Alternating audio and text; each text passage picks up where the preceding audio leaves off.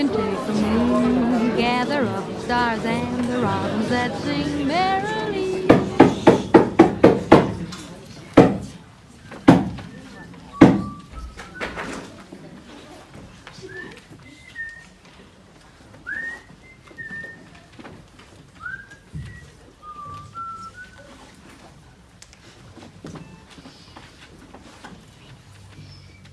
Marie! Oui? Tu te dépêches! Pourquoi? Les voilà, ils arrivent! Dans 5 minutes, ils seront là! Déjà? Comment déjà? Tu sais très bien qu'ils doivent arriver pour le dîner. Et où étais-tu? Ben, je me faisais une beauté. Tu crois encore au miracle? Quand tu es seule avec moi, tu n'es pas si coquette. Bah, ce n'est pas pareil, on est mariés tous les deux. Allez, retourne à tes fourneaux, rien ne sera. On a bien le temps, je connais les gens du monde. Plus ils dînent tard, plus ils se croient intelligents. Et combien seront-ils? Bah, tu ne sais pas. Oh, bah, tu m'as dit que tu avais la liste des invités, mais je l'attends toujours pour mettre le couvert. Ah oui, c'est vrai, j'ai oublié. Bah, t'aurais pu me le demander plus tôt, hein. J'ai oublié, voilà tout. On n'a pourtant pas grand chose à faire, hein. Tu te rends compte? Tous les deux, sur une île, à plus d'1 heure des côtes d'Angleterre. De vrais petits Robinson. Mais ce n'est pas une île déserte. Il y a cette grande maison qui est construite dessus. Regarde-moi ça, qu'est-ce que ça a dû coûter? Et le bonhomme qui s'est payé tout ça, un beau jour il en a eu assez, alors il a tout vendu. L'île, la maison, les jardins, les 2 canaux automobiles. Et il paraît que les Onymes ont acheté et payé dans les 24 heures. Enfin, jusqu'au jour où ils se l'ont roissé à leur tour. Tiens, ta liste. Ah oui, voyons. 8 personnes. Vera Clayton, ça doit être la secrétaire des Onymes. Moi, je n'aime pas beaucoup les secrétaires femmes. Elles sont encore plus antipathiques que les infirmières. Elles se donnent des airs de grandes dames, elles font la roue, elles méprisent les braves domestiques comme nous. Allez, retourne à tes fourneaux au lieu de te plaindre. Tu sais, si j'avais une cuisine à moi, elle ne serait pas aussi moderne. Je m'y perds, moi, dans tous ces fourneaux électriques. Vera, attendez-moi. Je les entends, ils arrivent, des fils. Es-tu la cuisinière, oui ou non? Est-ce que tu peux être fière d'être le larbin? Je te laisse. À tout à l'heure, majordome.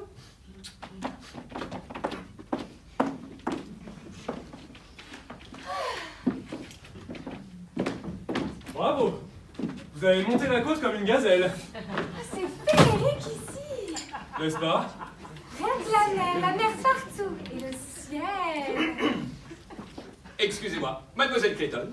Oui, vous êtes Roger. Vous vous servir, mademoiselle. Alors bonsoir, Roger. Bonsoir, mademoiselle. Auriez-vous l'obligeance de monter nos valises dans nos chambres, je vous prie? J'allais vous le proposer. Vous êtes déjà venu ici? Jamais. Seulement, j'ai beaucoup entendu parler de cette maison, perchée sur son île. Qui vous en a parlé? Monsieur et Madame Onyme? Non, c'est un de mes amis qui avait fait bâtir. Charles? Le ténébreux Charles Wallace? Eh oui. Une sombre histoire, n'est-ce pas? Une histoire d'amour, tout simplement. Charles aimait. Il était jaloux à en perdre la raison.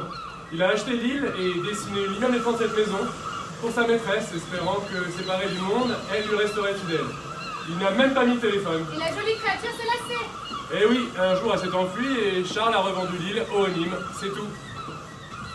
Mais où sont-ils, au fait? Qui ça? Les Onymes? Je vais aller les chercher, ils n'ont pas dû nous entendre. Vous n'allez pas m'abandonner. Vous n'avez pas pitié. Votre emploi de secrétaire vous oblige à tenir compagnie aux invités. Vous avez gagné, je reste. Mais où peuvent-ils être? Ne vous tourmentez pas, ils vont nous rejoindre. Voulez-vous boire un verre en attendant? J'ai une soif terrible. Servez-vous, il y a tout ce qu'il faut, ne vous gênez pas. Il faut dire que, débarcadère à ce salon, la côte est rude. Qu'est-ce que vous prenez? Rien, merci. Vraiment? Non, jamais pendant mes heures de travail. Vous travaillez? À vous recevoir, c'est vous qui l'avez dit. J'espérais vous tenir lieu de récréation. Parce que je peux adorer ça. Quoi donc? Tout. L'odeur de la mer, la bise, les mouettes, la plage en bas. Et cette maison, c'est tellement pittoresque. Je sens que je vais me plaire ici. Je vous le souhaite. Je nous souhaite que nous nous plaisions. À vos amours. Vous êtes si belle. Avez-vous prévenu monsieur et madame Onyme? Ah, non, mademoiselle. Oh, dépêchez-vous. Impossible. Quoi? Ils ne sont pas ici. Pas ici. Ils ont été retenus à Londres et n'arriveront que demain. Tenez. Voici la liste des invités. Merci. Que mademoiselle m'excuse, je vais finir de mettre le couvert. Je vous en prie. Mais c'est effrayant, qu'est-ce que je vais faire? Vous remplacerez la maîtresse de maison. Toute seule? Vous m'aiderez au moins. Je suis un piètre intendant. Vous n'allez pas me lâcher comme ça. À vos ordres. Je ne vous quitterai pas d'une semelle. Mais pourquoi n'a-t-on embarqué que nous dans le premier canot? Ah, ça je dois dire que le hasard n'est pour rien. Comment ça?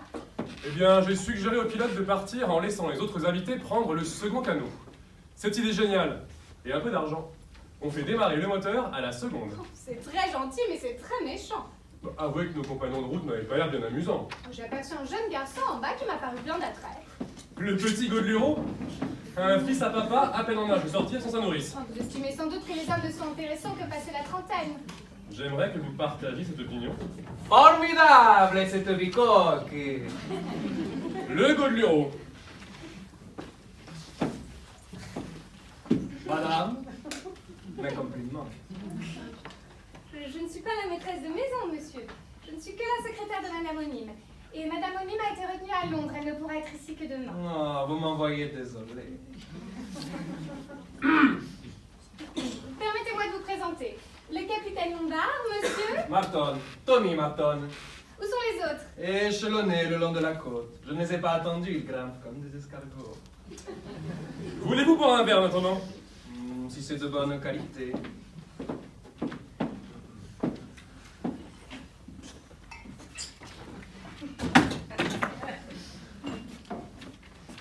Dommage, madame.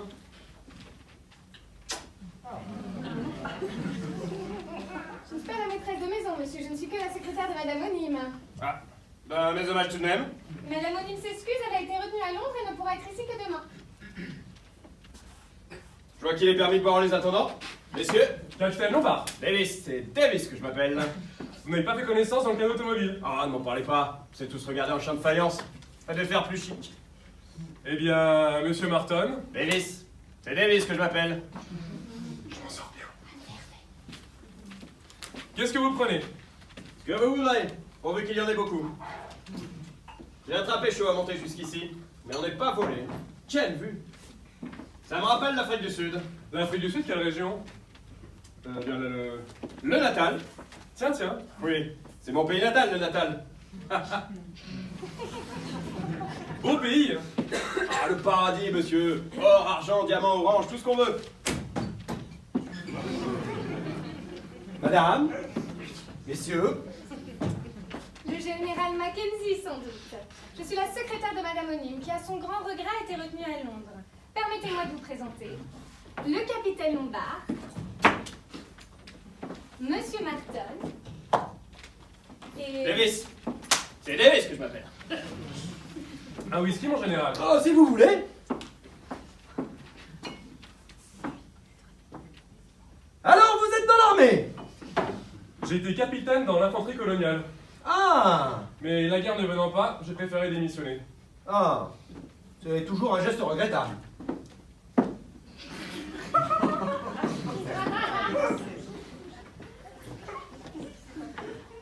Puis-je voir la maîtresse de maison, je vous prie? Mademoiselle Brenne, je pense. Je ne suis que la secrétaire de Madame Onime, qui, à son grand regret, ne pourra être ici que demain. Je ne trouve pas ça drôle du tout! Pourquoi n'est-elle pas arrivée? Je l'ignore. Curieuse manière de recevoir. Connaissez-vous ces messieurs? Non, personne ne nous a présentés. Le général Mackenzie, le capitaine Lombard, Monsieur Marton,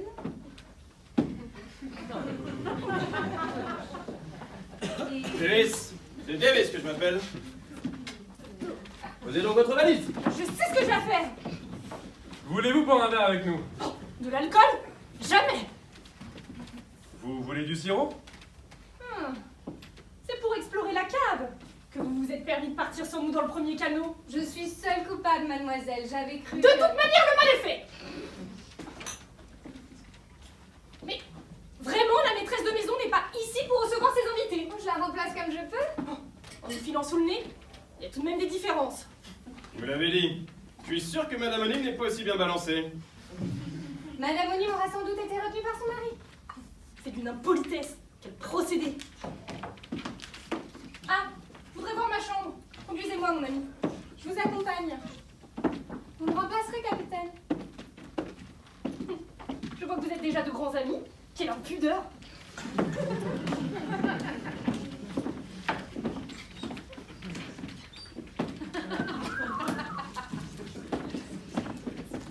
Permettez-moi de me présenter, capitaine Lombard. Nos hôtes ne sont pas encore arrivés. Enchanté, monsieur, je suis le juge Mulgrave. Nous sommes en train de nous altérer. Voulez-vous être des nôtres? Très volontiers. Bravo, venez donc. Vous n'êtes pas trop essoufflé, non? Davis. C'est Davis que je m'appelle. Sacrée maison. Qu'est-ce qu'on va être tranquille? Très tranquille, en effet. Ah, bébé, vous m'en direz des nouvelles. Vous étiez le dernier? Non, il y avait encore une passagère qui s'attardait en bas. La plage la séduisait. Mais qu'est-ce qu'elle dira quand elle sera ici? C'est une maison formidable. Et la secrétaire n'était pas formidable aussi? Et d'ailleurs, où est-elle passée? Elle installe mademoiselle Brent. Oh. Voulez-vous que nous fassions un tour dans le jardin en attendant? Mais que pourquoi pas, il faut bien passer le temps. Je vous remercie. Messieurs, à tout de suite. Et ne buvez pas tout.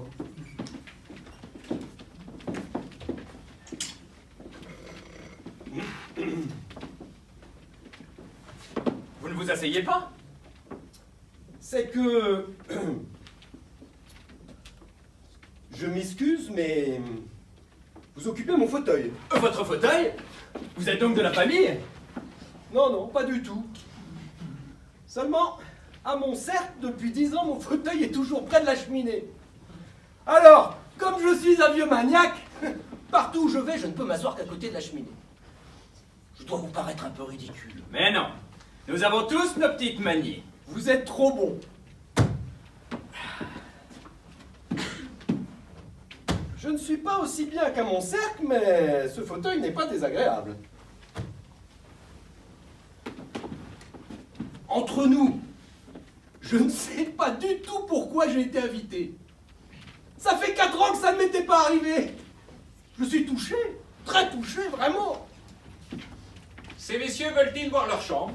Dites-moi, Monsieur, savez-vous si Madame Constance Kellington est attendue? je ne crois pas, monsieur. À moins qu'elle arrive demain avec monsieur et madame O'Neill. Ah. Bon. Si ces messieurs veulent bien me suivre. Volontiers.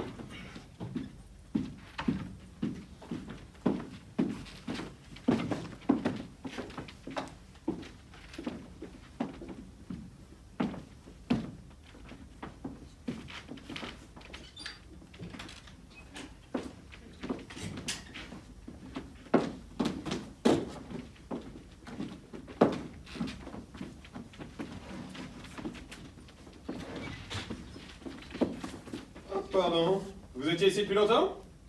Davis. C'est Davis que je m'appelle. Lewis. Lewis. Le docteur Lewis? Oui? Je vous ai bien reconnu, hein? Vous n'êtes pas dans le client. Je ne vous aurais pas oublié. Non, non, on s'est vu au tribunal. Vous veniez témoigner. D'accord. Je viens des colonies. Et tous les procès de la mère patrie m'intéressent. C'est pas normal? Si, si. Vous ne buvez rien? Merci. Vous n'êtes pas comme moi? Dis donc, c'est rudement bien ici, hein? Vous parlez d'un palace? Avec le calme en plus. Le calme? Peut-être pas pour tout le monde. Pour moi, certainement. C'est le calme idéal pour détendre les nerfs.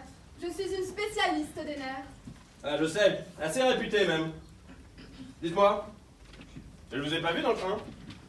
Vous êtes venu jusqu'au bord de la mer en auto? En auto, oui. Vous avez trouvé à garer votre voiture? Évidemment. Vous avez fait de la vitesse? Jamais. C'est mauvais pour la santé. Par contre, sur la route, j'ai bien été dépassée par un petit imbécile qui allait comme un fou. Pour un paix, il m'a envoyé dans le fossé. C'est lui qui aurait dû y aller, pas vrai? C'est tout ce que ça mérite, ces jeunesses-là. Excusez-moi. Je dois les saluer, monsieur Onim. Le patron? Il n'est pas là?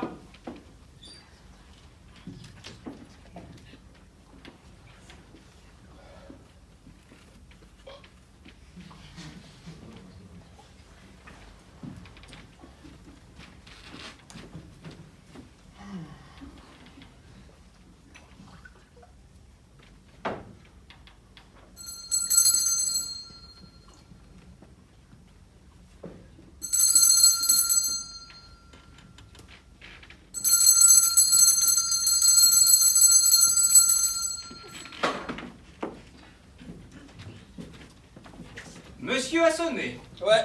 À quelle heure est-ce qu'on bouffe ici? On dîne à 8h30, monsieur. Oh, pardon. Je présente toutes mes excuses, monsieur le baron. Je vous en prie, il n'y a pas de mal. Ouais. Bonne planque ici, hein? Je ne saisis pas bien ce que monsieur veut dire. Alors, tu ne comprends rien? Bonne place, quoi. Je n'ai pu encore me prononcer. Je ne suis maître d'hôtel en cette demeure que depuis 8 jours. En cette demeure. Ah, dites-moi, pour la nuit, est-ce que vous pourriez mettre 2 ou 3 bouteilles de bière dans ma chambre? Bien, monsieur. Et puis de quoi manger? Des bricoles. Du pâté, du jambon, du poulet, enfin... Ce que vous trouverez, quoi. L'air de la mer me donne de l'appétit. Monsieur ne manquera de rien. À la bonne heure. Vous aurez un mot pour boire. Où se trouve ma chambre? Si monsieur veut bien me suivre. Ne vous embêtez pas, je la trouverai bien tout seul. Ah, pardon.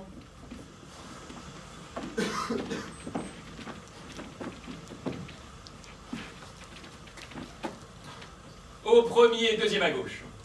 Si les autres me cherchent, vous leur direz que je suis parti faire un bras de toilette. Bien, monsieur. Ah, j'oubliais. Vous rangerez mon chapeau? Appelez ça un chapeau. Qui c'est celui-là? Davis, c'est Davis qui s'appelle. Bon, il ne me plaît Afrique pas du beaucoup, hein. Sud. Vulgaire et sûrement fauché. Aucun ne me plaît, ils ont tous l'air de clients pour pension bourgeoise. Tiens, ma beauté, va laver les verres. Moi, cuisinière. Une grande cuisinière, la reine des cordons bleus. Allez, emporte ça, je te dis. Je te préviens, si tu me transformes en plongeuse, je prends mes clics, mes claques et je retourne au pays.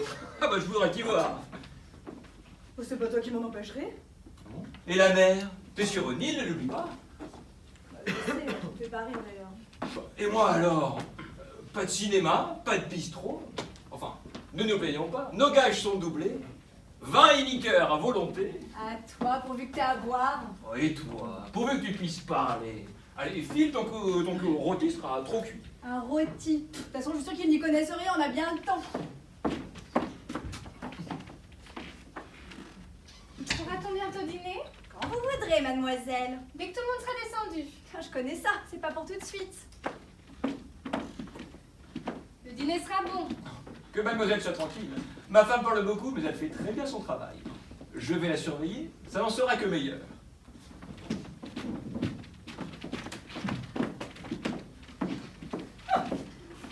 Quelle vue admirable.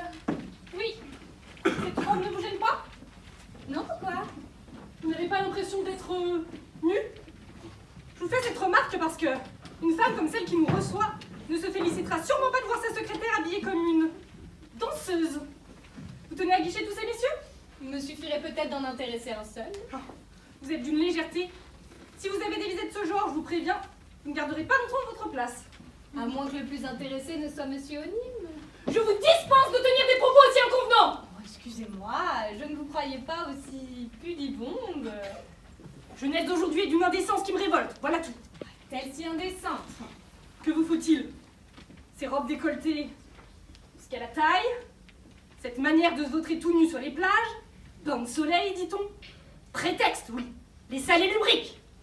Et on se tutoie, on boit des cocktails, on ne fiche rien. Regardez les jeunes gens d'à présent, des inutiles, des vauriens. Ce petit Martin, à quoi sert-il? Et ce capitaine Lombard, Le capitaine Lombard a déjà fait une très belle carrière. un aventurier, néant comme les autres. Dites plutôt, vous avez horreur de la jeunesse. Et pourquoi l'aimerais-je, s'il vous plaît? Elle vous apporterait tout ce qui vous manque. Vous êtes d'une insolence! Que voulez-vous, je dis ce que je pense. Eh bien moi je trouve que tout ce dévergondage mène le monde à sa perte. Quel chipi. L'est-il? Quelle vue admirable. Avez-vous vu Malgrave? Non, pas encore. Docteur Lewis, Capitaine Lombard? Dr. Lewis, Mademoiselle Vera Clayton. Ne trouvez-vous pas qu'il a l'air d'une tortue, ce Malgrave? Ah mais comme tous les juges. À cause de leur façon de piquer la tête en avant. Bon, je ne savais pas qu'il était juge. Plutôt des fois qu'une. À mon avis, il a envoyé à la mort plus d'innocents que n'importe quel autre magistrat d'Angleterre. Quoi, vous ne me croyez pas? si, mais lui ne vous croirait sans doute pas.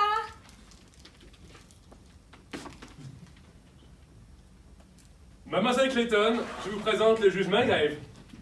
Monsieur.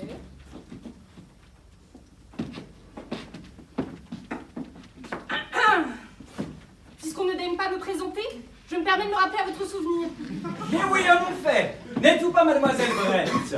Oh, vraiment, vous vous souvenez?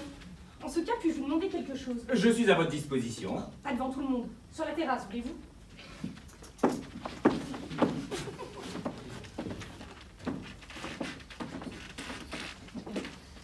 Je vous recommande mademoiselle Brent pour son tact et son amabilité. Vous m'avez vu, capitaine? Il m'a laissé escalader le rocher pour revenir le premier auprès de vous. Mais je suis en veine aujourd'hui. Sur la route, j'ai bien failli finir de fausser à cause d'une vieille imbécile. Mais comment est votre voiture? Un cabriolet d'air, la liseré rouge, avec le pare-brise baissé? Oui, vous la connaissez. Oui, la vieille imbécile, c'était moi! Ah, parfait. Il faudra que vous appreniez à conduire. Voulez-vous que je vous donne des leçons? Des leçons! Il se fout! Monsieur Martin, et si vous nous prépariez un cocktail? Ma que j'ai fait une gaffe. À l'avenir, soyez un peu plus prudent.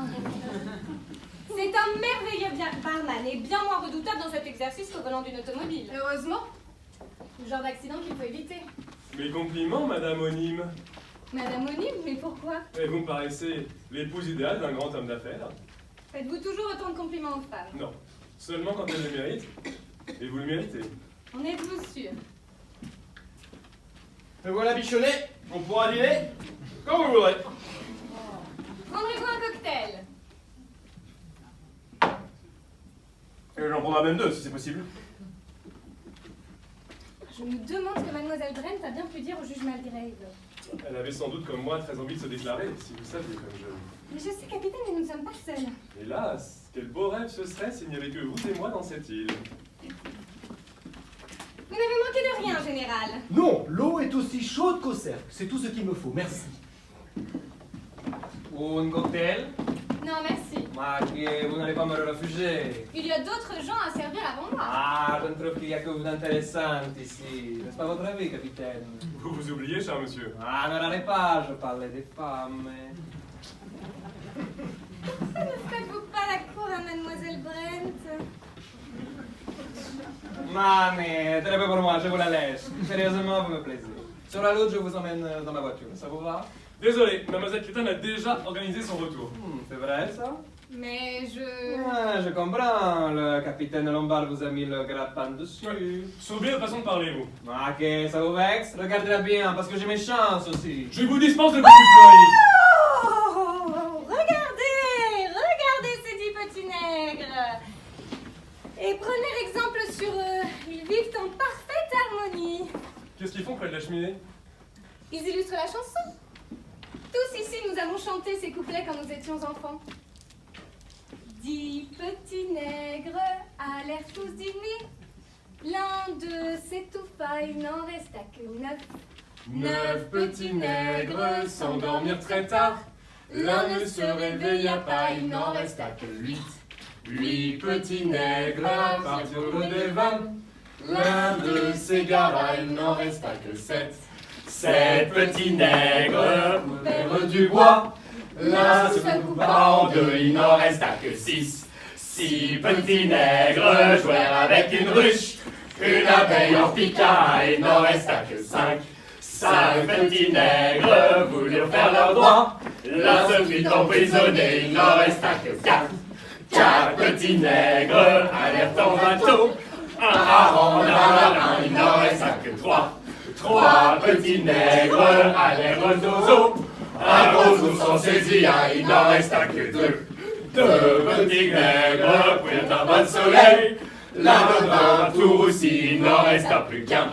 Un petit nègre devenu solitaire, découragé se bandit et il n'en resta plus.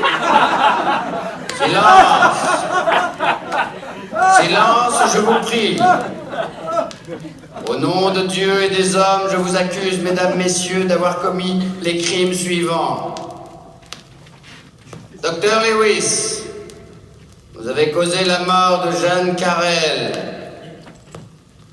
Général Mackenzie, vous avez fait tuer l'amant de votre femme. Emily Brent, vous êtes responsable de la mort de Béatrice Taylor. William Bloor, À cause de vous, Jack Simpson est mort. Vera Clayton, vous avez tué Pierre McNeil. Philippe Lombard, par votre faute, 20 indigènes d'Afrique du Sud ne sont pas revenus d'une expédition dans le désert. Tony Marton, c'est vous qui avez assassiné les jeunes Campbell. Roger, vous avez organisé avec votre femme Marie le meurtre de votre patronne, Madame Brady. Enfin, Malgrave, vous êtes responsable de la mort de George Harper. Mesdames, Messieurs, c'est tout ce que j'avais à vous dire. Comme si ça ne suffisait pas. Regardez-moi.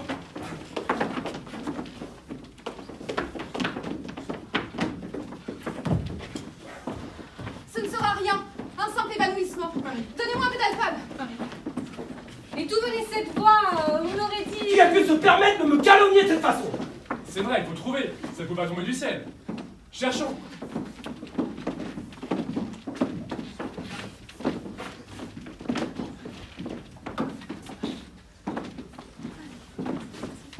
Ça y est, je l'ai. Au nom de Dieu et des hommes, je vous accuse, mesdames, messieurs, d'avoir commis les crimes suivants. Papy, c'est une plaisanterie sinistre. Croyez-vous que ce soit simplement une plaisanterie? Qu'est-ce que vous voulez que ça soit d'autre? Je me le demande. Voilà le coupable. Ma chi a fait marcher ce disque? C'est ce que nous allons savoir. Peut-être que si je lui parlais, elle m'aime bien, au fond. Marie, Marie, c'est Roger. Tout va bien, tu m'entends? Tout va bien. Allez, réveille-toi. Allez, ça ne sera rien. Un simple évanouissement. Qu'est-ce que j'ai eu? Un étourdissement. Mais c'est cette voix, comme au jugement dernier. Elle disait que toi et moi... Vite, l'alcool, sans verre d'alcool. Marie, buvez, ça vous remontera. Tenez. Ah, merci, je me sens revenir, mais c'est cette voix, je te dis. Elle m'a saisi. On m'a provoqué. Et qui s'est permis de telles attaques? Calmez-vous, mon général. C'est à nous de chercher. Voyons. Quelqu'un a forcément mis le disque sur le gramophone. C'est vous, n'est-ce pas?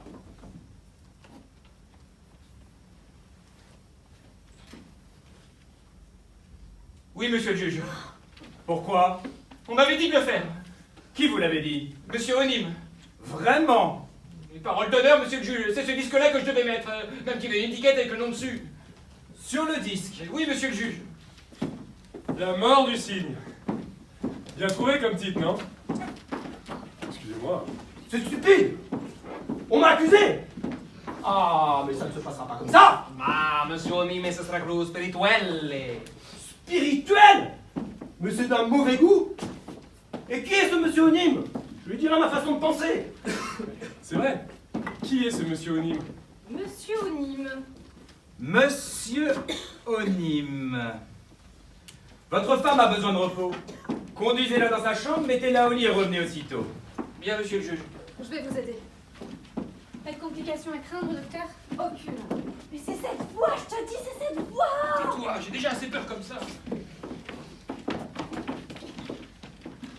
Je ne sais pas ce que vous en pensez, mais je prendrais bien un cocktail, pas vous? Avec plaisir.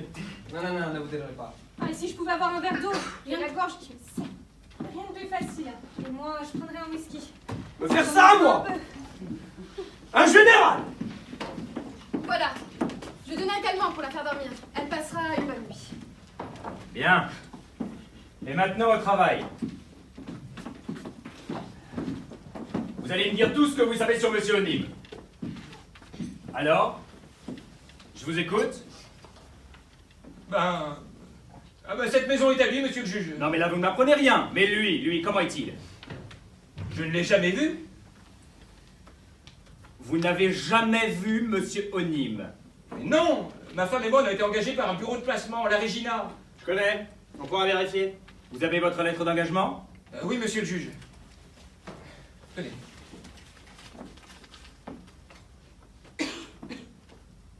Vous êtes donc arrivé ici directement? Il y a 8 jours. Et dans quel état était la maison? bien rangé, propre, des conserves dans les armoires.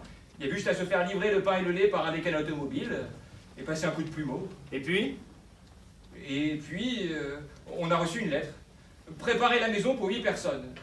Hier matin, une autre lettre. Monsieur et Madame O'Neill nous prévenaient qu'ils arrivaient en retard. Et ils nous disaient aussi comment faire pour le phonographe. Tenez. Voilà, c'est écrit là.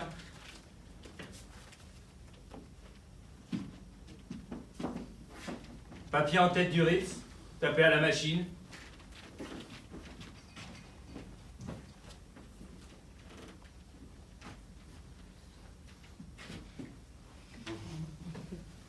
Underwood portatif numéro 5. Presque neuf. Aucun caractère n'est abîmé. Ça ne nous aidera pas beaucoup. Et impossible de trouver des empreintes digitales. Trop de gens ont tripoté cette lettre. Mais ma parole, on fait un détective professionnel. Vous avez vu la signature? Azincourt Noblemer Onime. Qu'est-ce qu'on a dû se moquer de lui à l'école quand il était gosse? Merci. Merci, monsieur Marton, d'avoir attiré mon attention sur ce point qui pourrait avoir son importance. Bien. Je prie maintenant ceux qui connaissent monsieur et madame O'Neill de me donner sur eux toutes les informations qu'ils ont en leur possession. Tiens. Personne ne veut commencer. Bien. Eh bien, je vais devoir vous interroger à tour de rôle. Mademoiselle Clayton. Je ne les connais pas non plus. C'est une agence qui m'a offert la place et payée par mandat. Nous aussi, on a eu un mandat. Moi, je ne les connais pas non plus. J'ai reçu une dépêche d'un copain. Il me disait que Léonie était ses amis et qu'il m'offrait un petit séjour dans la ville. Je suis venu histoire de rigoler un peu. Je vous remercie. Et vous, docteur? Eh bien, monsieur O'Neill m'a écrit. Les nerfs de sa femme lui donnent de l'inquiétude. Il fait appel à moi pour la soigner. Et comme il se recommande d'un de mes confrères et que ses honoraires sont fort intéressants, je trouve normal d'être venu sans le connaître. Évidemment. Et vous, mademoiselle Brent? Moi, j'étais persuadée que c'était une ancienne amie qui m'invitait.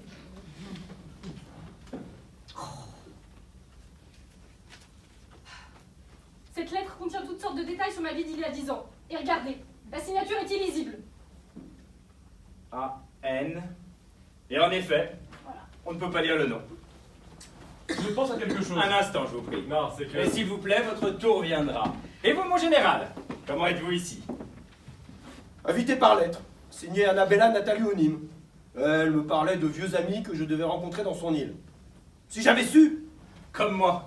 Je croyais retrouver une cousine, une certaine Constance Kellington. Et vous? Même cas, amis communs. Donc personne ne connaît Léonyme.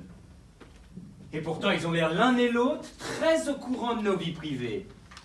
C'est étrange. Vous avez oublié d'interroger, monsieur. C'est exact. Monsieur William Blore. Davis que je... Mais non, vous êtes William Blore, et j'en suis sûr. Pourquoi cette obstination à nous donner un faux nom? Quand la voix vous a nommé, et elle a bien dit William Blore, vous avez comme chacun d'entre nous laissé paraître une inquiétude assez visible. Arrêtez de nous faire perdre notre temps avec ces enfantillages.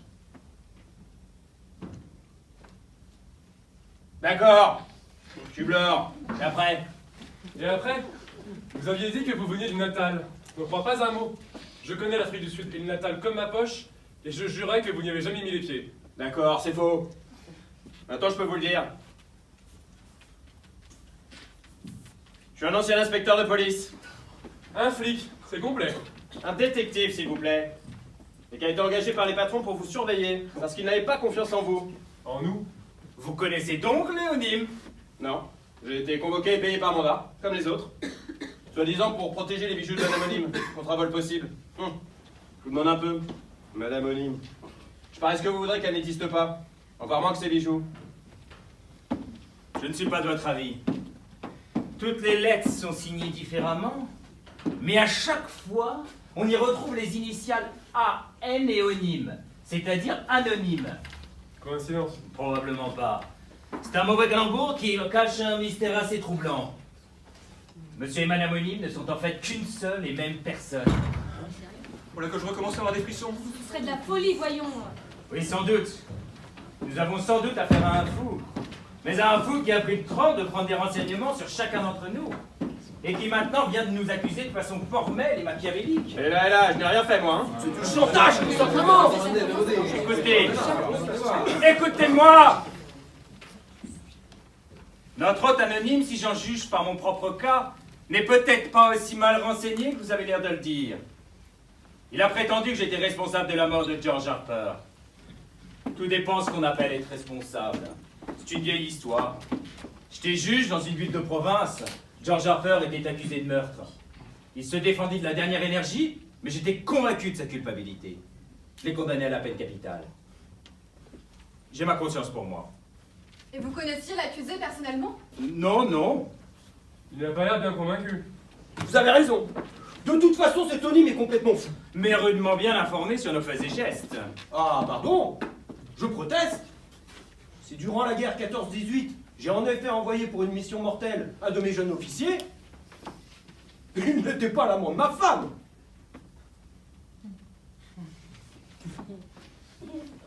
Bah, vous me croyez, j'espère. Je commence à y voir clair. En somme, chacun d'entre nous est accusé d'avoir directement ou indirectement causé la mort de quelqu'un. Et en même temps, chacun est également capable de démontrer qu'en réalité, il n'est pas fautif. C'est bien cela. Exactement. Oui, parfaitement. Si j'ai carambolé les deux gosses Campbell, c'est qu'ils sortaient d'une maison. Ils se sont jetés sous le loup de ma voiture, pas moyen de freiner. Ce n'est tout de même pas ma faute. Mais vous deviez rouler à toute allure. Et quelle a été votre punition pour cet accident? On m'a retiré mon permis de conduire pendant 1 an. Ça m'a assez gêné. C'est évidemment peu de choses pour avoir tué 2 enfants. Et puisque je vous dis que je ne pouvais pas faire autrement. Ah, et puis ça a été jugé, n'en parlons plus. Si vous le voulez, n'insistons pas. En tout cas, c'est bien ce que je pensais. Chacun pense avoir sa conscience pour lui. Eh bien, moi, je plaide coupable. Comment ça? Vous? Oui, Un dévoyé. J'avais bien deviné. je l'avoue, j'ai laissé 20 indigènes seuls dans le désert. Vous avez abandonné vos hommes? C'était une question de vie ou de mort. Entre eux et moi, je n'ai pas hésité une seule seconde. Mais ne me jugez pas trop vite. Il faut savoir ce que les circonstances ont de nous. À ma place, je suis sûr, vous auriez tous agi de la même façon. Vous me connaissez mal. Écoutez, je propose que sur cet aveu, nous suspendions notre enquête. Dites-moi, Monsieur le juge, ainsi c'est bien nous et nous seuls que Monsieur Onim a voulu réunir ici. oui, oui. Pourquoi? C'est ce que je ne comprends pas et qui m'inquiète. En tout cas, j'imagine que vous êtes tous de mon avis, c'est-à-dire que nous n'avons plus 1 minute de plus à passer ici. Ah bah oui, évidemment. Descendez vite nos valises, Roger. Mais on ne peut pas partir ce soir, les canaux ne sont pas restés. Mais il faut téléphoner. Il n'y a pas de téléphone. Quand reviennent les canaux? Demain matin pour nous livrer le pain et le lait, À quelle heure? vers 7h30. Eh bien bravo! En ce cas-là, nous partirons donc demain matin. Bonne idée. Avec joie. Dans mon enquête de là-bas, ça sera moins dangereux. Mais pas aussi excitant. Sincèrement, elle vous déplaît cette histoire-là. On se croirait en branlement policier. J'adore ça, moi.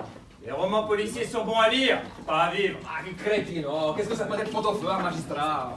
Tenez, moi je l'aime bien votre Nîmes. Même s'il est fou, ou même s'il a une idée à la tête. Tenez, je vois sa santé.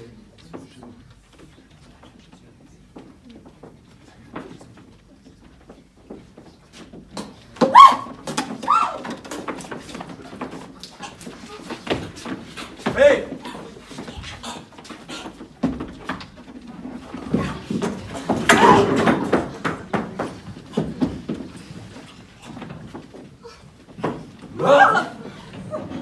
Il buvait trop. Il se serait étouffé? Non, on ne se trouve pas comme ça. Où est son verre?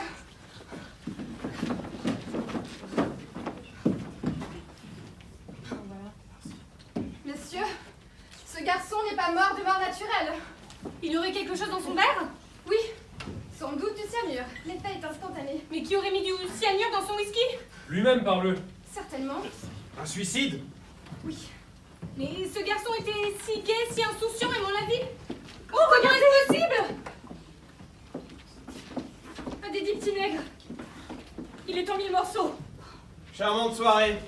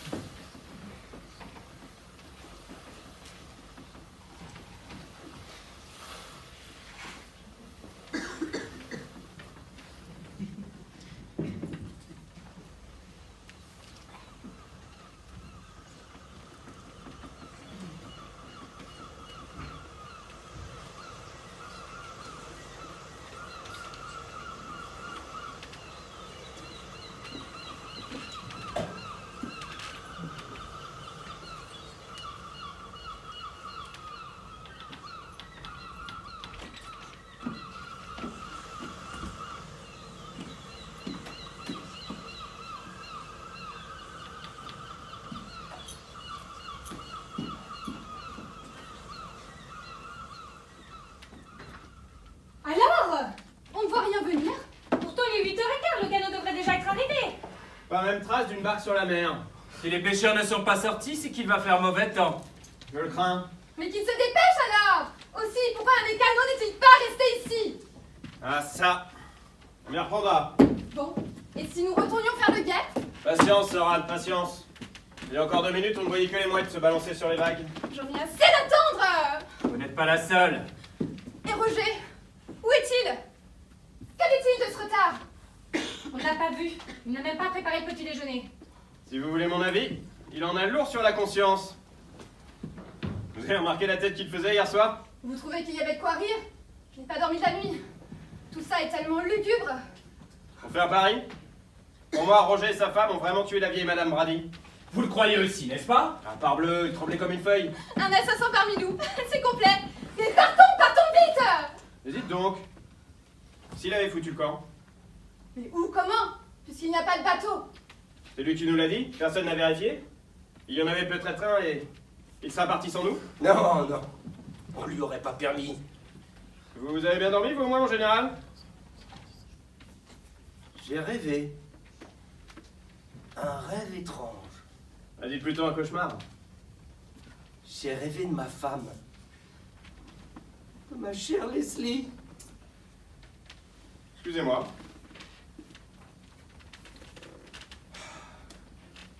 Ah, s'il pouvait venir. Qui? Le canot qui nous a amenés hier. Hier. C'était seulement hier. Ah, je suis comme vous, général. Il me semble qu'il y a une éternité. Ah, la soirée était bien remplie. Un phonographe qui vous sort des histoires à dormir debout. Des gens qui vous invitent et qui gardent l'anonymat. Un garçon qui se suicide sans prévenir. Vous comprenez? Ma Leslie. Ah, j'aurais voulu qu'elle reste. Oui, oui, je comprends très bien. Il a vieilli 10 ans d'un seul coup. Le suicide de Marton a dû le frapper. Est-on certain que ce soit un suicide? Il n'y a pas d'autre hypothèse. Je me le demande. Il y a des moments, je suis comme vous, mademoiselle Clayton. Ça m'a trotté dans la tête toute la nuit. Et si, en réalité, Anonyme était ici, dans l'île? Nous nous en serions aperçus. Ah, comment? Vous croyez qu'il nous aura prévenus? De toute manière, nous l'aurions vu mettre le cyanure dans le verre de Marton. Ça dépend. Docteur! Quoi? Docteur! Ma femme veut aller vite! Ah non, non, non. Ça devient intenable. Je veux partir tout de suite. À pied? Est-ce que vous pouvez m'agacer, vous? Du calme, voyons. Ne nous énervons pas, sinon nous sommes perdus. Mais je ne sais pas, faites quelque chose, moi. Je vous promets qu'aussitôt là-bas, je préviendrai la police. La police? Il faudra bien la mettre au courant de ce suicide. Mais combien de temps allons-nous rester ici? Isolés, cloîtrés, prisonniers? C'est toi, ma Leslie? Approche, veux-tu? Vous m'avez parlé, général? Viens, ma Leslie. Oh, viens plus près. Je suis Vera Clayton, général. Vera Clayton!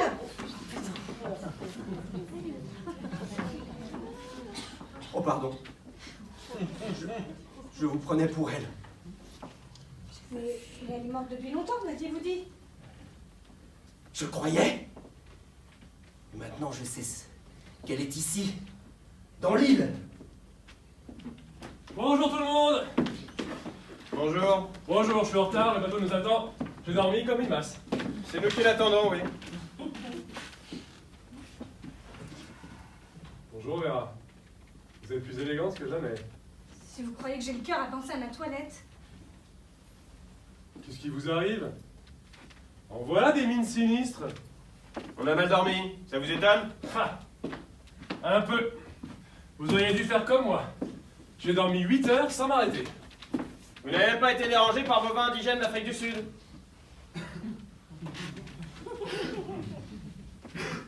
Et vous? C'est la mort de Jack Simpson qui vous donne de l'insomnie? Ah, gardez vos plaisanteries pour vous. Elles sont stupides. Je vois qu'il peut commencer. Vous allez déjeuner, j'ai une faim. Roger n'a pas la tête à nous servir, je vous assure. Tant pis pour moi.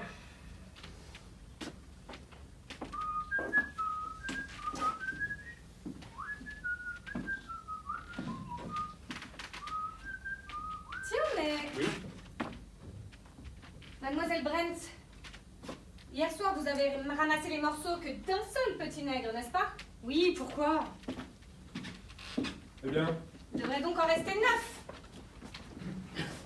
Oui, Il n'y en a plus que 8. 8, c'est vrai. Ça par exemple. Mais comment cela se fait-il? Ah, docteur, vous tombez bien, une nouvelle énigme à résoudre. Qu'est-ce qui vous arrive? Marie est morte. Morte? Morte? Morte? Oui. Dans la nuit, Roger croyait d'abord Mais qu'elle de quoi est-elle morte? Le cœur? Je ne sais pas. A-t-elle pu être empoisonnée? Peut-être. Au cyanure comme Martin? Non.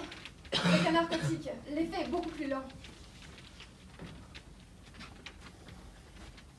Que lui avez-vous donné hier soir? Je vous l'ai dit, un somnifère. Vous n'auriez pas un peu forcé la dose par hasard? Que voulez-vous insinuer, monsieur Blore? Ne vous fâchez pas, tout le monde peut se tromper. Même si je m'étais trompée, ce remède n'aurait pas été assez violent. Alors, d'après vous? Sa mort, comme celle de Marton, n'est pas naturelle. Même si le cœur a flanché? Mais bien sûr que le cœur de cette femme a flanché, mais pas tout seul. Et j'aimerais savoir qui a donné le coup de pouce. Sa conscience. Sa conscience? Expliquez-vous. Vous en savez autant que moi. Cette femme et son mari ont été accusés d'avoir assassiné Madame Brady, leur patronne, n'est-ce pas? Eh bien, ils ont dit que c'était faux. Et pourquoi se serait-elle évanouie, monsieur le détective? Je vais vous le dire, moi. Parce qu'elle a eu peur, tout simplement. Elle est morte de peur. C'est Dieu qui l'a punie.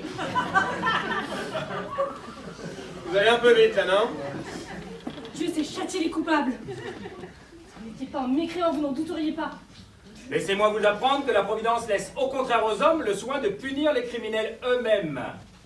Vous voulez dire que cette femme a été tuée par quelqu'un? Je ne dis que ce que je sais. Je suppose. Mais qui il faut chercher? Nous n'allons pas rester avec cette nouvelle angoisse flottant autour de nous. Ne vous en faites pas, mademoiselle Clayton. J'ai ma petite idée. Elle n'avait rien vu avant de se coucher. Rien. En êtes-vous sûr? Roger l'a certifié. Roger! Nous y voilà! Vous ne comprenez donc pas? Vous avez bien vu la tête qu'il faisait hier soir, quand sa femme s'est évanouie. Il s'est dit qu'elle ne tiendrait pas le coup, qu'elle raconterait comment ils ont tué leur patronne. Alors, hop, une bonne petite tasse de thé, avec une dose de quelque chose dedans. Moi, ça ma cocotte, ça te fera du bien.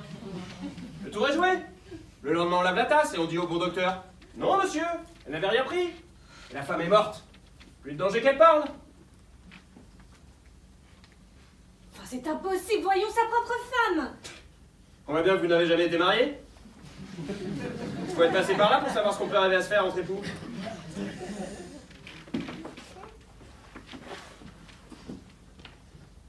Excusez-moi si je suis en retard pour le petit déjeuner. Petit déjeuner, je me débrouillerai. Pour le grand, c'est autre chose. Je ne suis pas un bon cuisinier. Je sais seulement faire des pommes de terre frites. Il y aura de la galantine en conserve, du fromage, et en dessert de la compote de fruits et des biscuits. Oui, ce sera très bien. On sera parti surtout. Vous ne croyez quand même pas qu'on va déjeuner ici, non? Je demande pardon à monsieur, mais les cadeaux ne viendront pas. Et pourquoi? Pourquoi ne viendra-t-il pas? Du moment qu'ils n'étaient pas ici à l'heure, c'est qu'ils auront craint le mauvais temps. Il n'y a rien d'autre pour le service de mademoiselle. Merci, je vous en prie.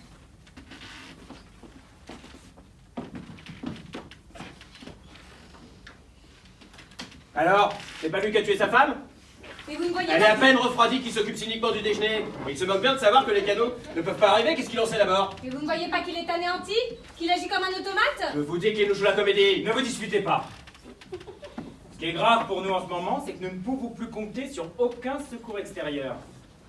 Et il nous reste si peu de temps. Si peu de temps. Si peu de temps, pourquoi? Oh, mais laissez-le. Elle commence à m'énerver celle-là aussi, hein? Si peu de temps. Ne le perdons pas en futilité. La mer n'est pas si mauvaise. Le canot aurait pu nous prendre. Il y aura un grain. Je vous le dis. Pas avant quelques heures. C'est bien ce que je crains. J'ai peur que le redoutable anonyme n'ait donné ordre au pilote de rester au port. Et nous ne pouvons rien faire? Mais si. Le fou qui a manigancé toute cette histoire se cache dans l'île, c'est sûr. Donc cherchons-le et trouvons-le. Et après? C'est pas ça qui nous permettra de rentrer chez nous? Non, mais au moins nous aurons la vie sauve. Ah bah, parce que vous croyez que... Mes amis! J'ai une bonne nouvelle! Aucun de nous n'en réchappera! Qu'est-ce qu'on attend pour le baïonner, ce vieux-là? Bon, allez, finissons-en. Lewis, Blore, vous venez avec moi. Bah, si au moins on avait un revolver. Voilà l'affaire. Tiens. Vous avez toujours un revolver sur vous? Il ne me quitte jamais. Il m'a sauvé la vie en plus d'une occasion. Et cette fois encore, je n'hésiterai pas à m'en servir. Joli, monsieur. Les fous criminels attaquent rarement de front. Ce sont des êtres doux et pacifiques. Oui, de vrais petits anges, tant que vous y êtes. Allez, Lewis, Blore, vous fouillez l'île, je fouille la maison. Ouais. Tâchez de tirer le premier. Et vous, ne vous quittez sous aucun prétexte. Allons-y, donnons-nous la main pour être sûr de ne pas nous perdre.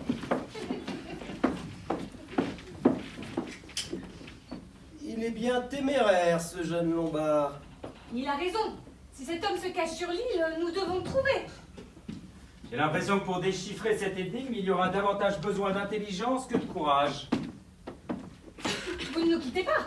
Non, je vais juste sur la terrasse pour mieux réfléchir. Et croyez-moi, dans un cas pareil, on a besoin de beaucoup réfléchir.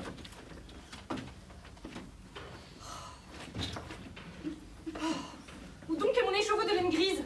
Vous ne l'avez pas vu? Non. J'ai dû le laisser dans ma chambre. Je vais vous le chercher. Non! Je le trouverai plus facilement. Et puis, je n'aime pas qu'on farfouille dans mes affaires.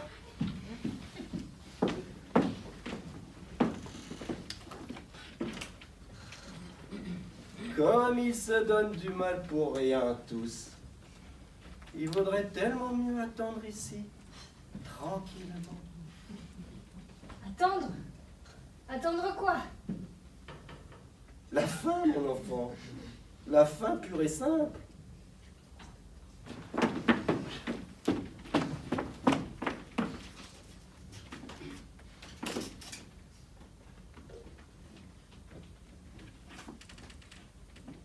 Non. Je croyais qu'elle se cachait. Qui ça? La Leslie. Ah, vous auriez un tel plaisir à la connaître. Ce que j'ai pu l'aimer. Mais voilà, j'avais 20 ans de plus qu'elle. J'aurais dû me méfier. Ce jeune officier était toujours chez nous. Il était plein d'entrain. Leslie et lui parlaient de toutes sortes de choses, de livres, de musique. Je les écoutais. Quel imbécile j'ai été! Que ça peut être bête, un vieux mari. J'ai appris la vérité comme ça se voit au cinéma. C'était pendant la guerre. Nous étions sur le front dans la même unité. Elle nous écrivait. Un jour, elle s'est trompée d'enveloppe. Bien fait pour moi, hein. Ne parlez plus, général, vous faites du mal. J'ai besoin de me rappeler. Comme j'ai souffert. Mais je n'ai rien dit. La haine montait. Je me demande si Blore et le docteur... Et un jour, je l'ai tout simplement envoyé à la mort. À la mort, vous entendez? C'était vrai? Oui. Personne n'en a jamais rien su. Même pas Leslie. Pauvre petite. Elle a fini par mourir de chagrin parce que l'autre n'était plus là. Ainsi, je les ai tués tous les deux. Moi qui ai toujours été un brave homme. Et je souffrais trop. Maintenant, je vais payer. Payer?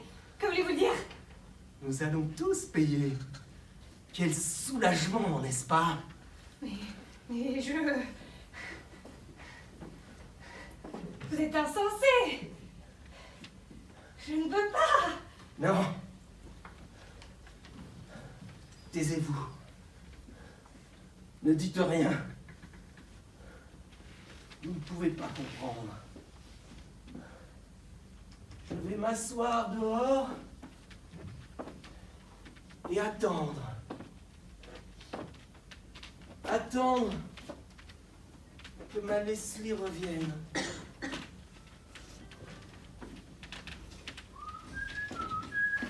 Capitaine! Capitaine! Eh bien, qu'est-ce qui vous arrive, Vera? Ne craignez rien, la maison ne recèle ni couloir secret, ni trappe dissimulée, et on ne recense aucune nouvelle victime. Mais arrêtez de plaisanter, vous voyez bien que je suis à bout. C'est vrai, vous êtes pâle comme un linge. Prenons un verre, ça vous remontera. Prenons un verre. Il est 8 heures du matin. Nous sommes tous accusés de meurtre. Il y a 2 meurtres, 2 morts.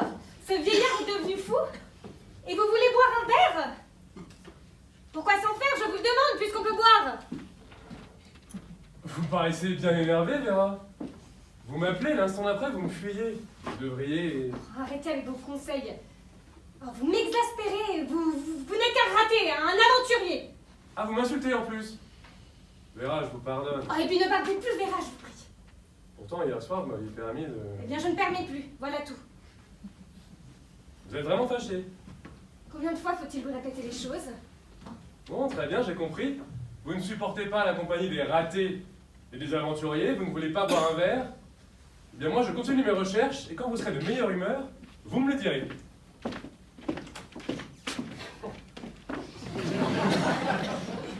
Ce garçon peut être déplaisant. Mais vous êtes souffrante? Le général m'inquiète, je le crois très atteint.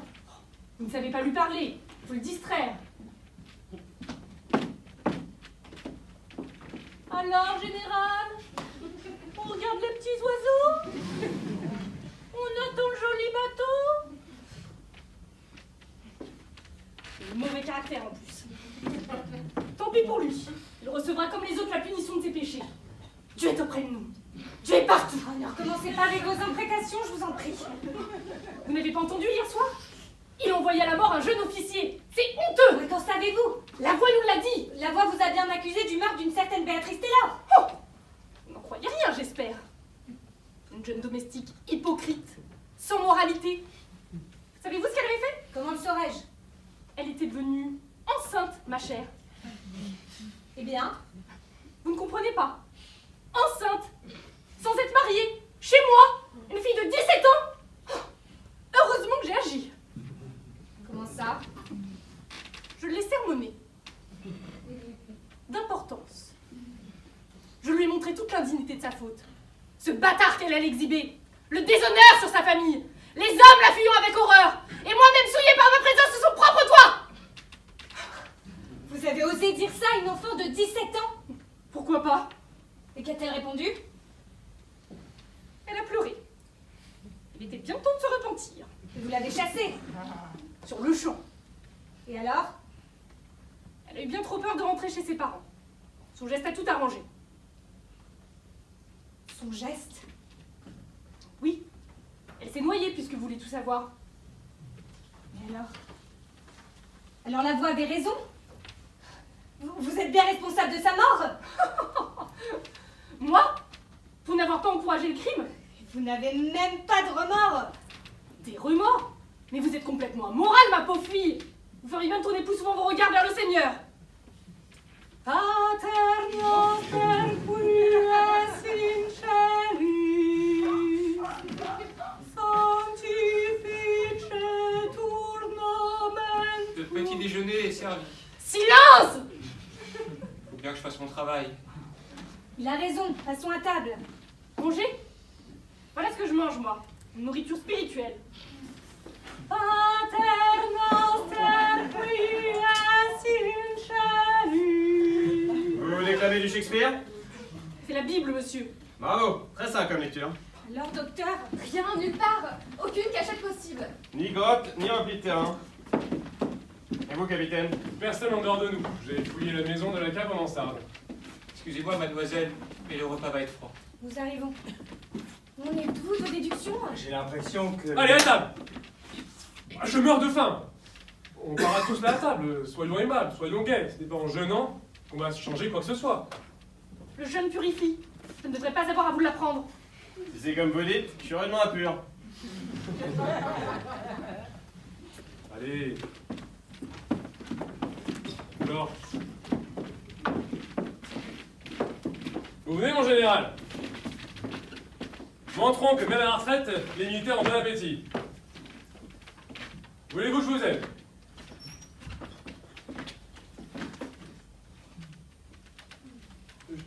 Le général a été poignardé! Non, vous êtes macabre. On ne plaisante pas avec ces choses-là. Docteur! Docteur!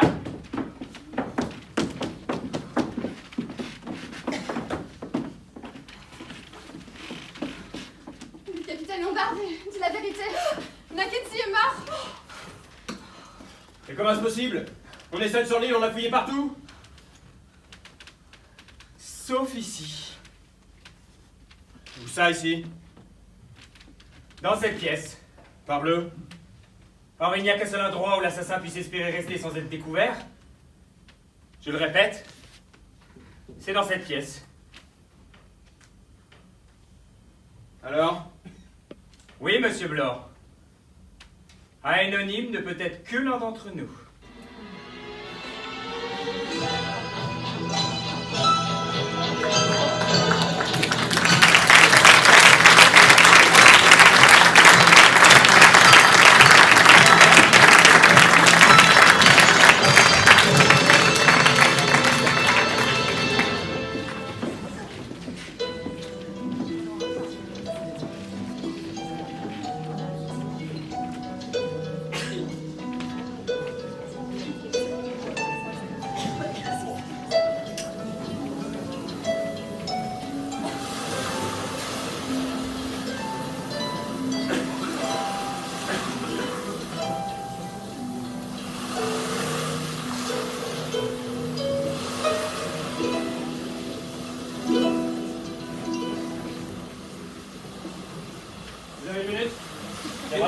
J'ai tout mon temps, pourquoi? Je voudrais profiter de ce que nous sommes seuls. Je suis de votre avis, vous savez. À quel sujet? L'assassin est l'un d'entre nous. Évidemment. Et je devine qui c'est. Vous n'auriez pas pu le dire plus tôt. Vous ne vous en doutez pas? J'hésite. Vous vous souvenez de l'affaire Stencil? Deux bons vieux assommés à coups de hache dans leur cuisine. Et ils n'avaient auprès d'eux que leur fille. Une vieille demoiselle irréprochable. Tellement irréprochable qu'on l'a acquittée. Eh bien, on n'a jamais retrouvé le coupable. Je vais vous dire pourquoi, moi. C'était la vieille fille, pieuse, charitable et tout qui avait fait le coup. Tiens, vous soupçonnez Mademoiselle Brent? Ah, comment? Elle est folle alliée. Une mystique. Ce sont les plus dangereuses. Vous avez remarqué? Elle est la seule à n'avoir jamais peur. Elle ne craint rien. Attention! J'ai fait du café, ça peut montrer un peu. Quel vent, quelle pluie! Bien que ce matin il faisait si beau. Mais non, le temps menaçait déjà. Que Roger et Lombard sont revenus dans l'observatoire. Ce font des illusions. Comme si un bateau pouvait atteindre l'île en ce moment. Mademoiselle Brent. Permettez. Merci. Vous avez eu raison de nous dire de manger, je me sens un peu mieux. La cour lève toujours la séance pour aller déjeuner. Nous vivons un tel cauchemar. Tout est à la fois si irréel et si tragiquement vrai. Nous devons essayer de mener une enquête officieuse. Il faut à tout prix ne pas soupçonner les innocents. Vous avez votre idée, vous? Mais si Mademoiselle Clayton pense à l'un de nous deux, il est compliqué de répondre. Non. Je suis sûre que ce n'est pas l'un de vous. Trop aimable. Qui alors? Qui s'est occupé de la femme de Roger? Qui a tout de suite diagnostiqué le cyanure dans le verre de Marton? Lewis? Tout est si facile, hein, docteur? Il est de fait qu'ils n'en sont pas un mort près. Voilà bien une de vos lubies. Le docteur Lewis a fait son métier, un point c'est tout. Mademoiselle Brent pense à quelqu'un d'autre. Je pense à celui que le Seigneur a désigné pour châtier les coupables. Ça la reprend. Et si c'était Roger? Roger? Mais vous avez bien vu, pendant qu'il nous servait, son air embarrassé à propos de cette pauvre Madame Brady. Sa femme et lui l'ont certainement tué. Là-dessus, il n'y a aucun doute. Et d'après vous, il aurait... Mais non! Roger tremble de peur. Et il n'aurait jamais eu assez d'imagination pour combiner cette effroyable mise en scène.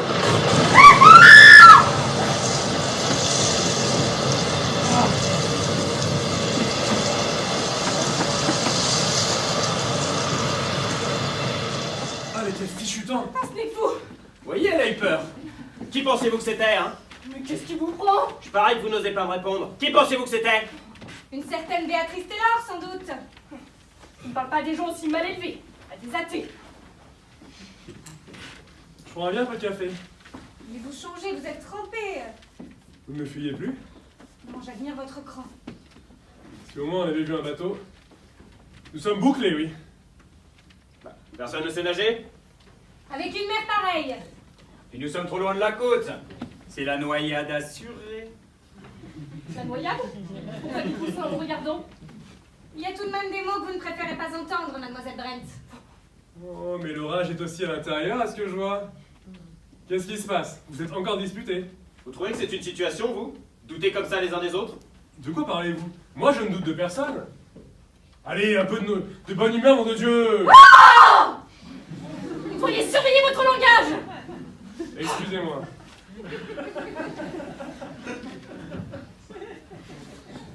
Bon, et si on faisait une bonne flambée? Ça nous réchaufferait.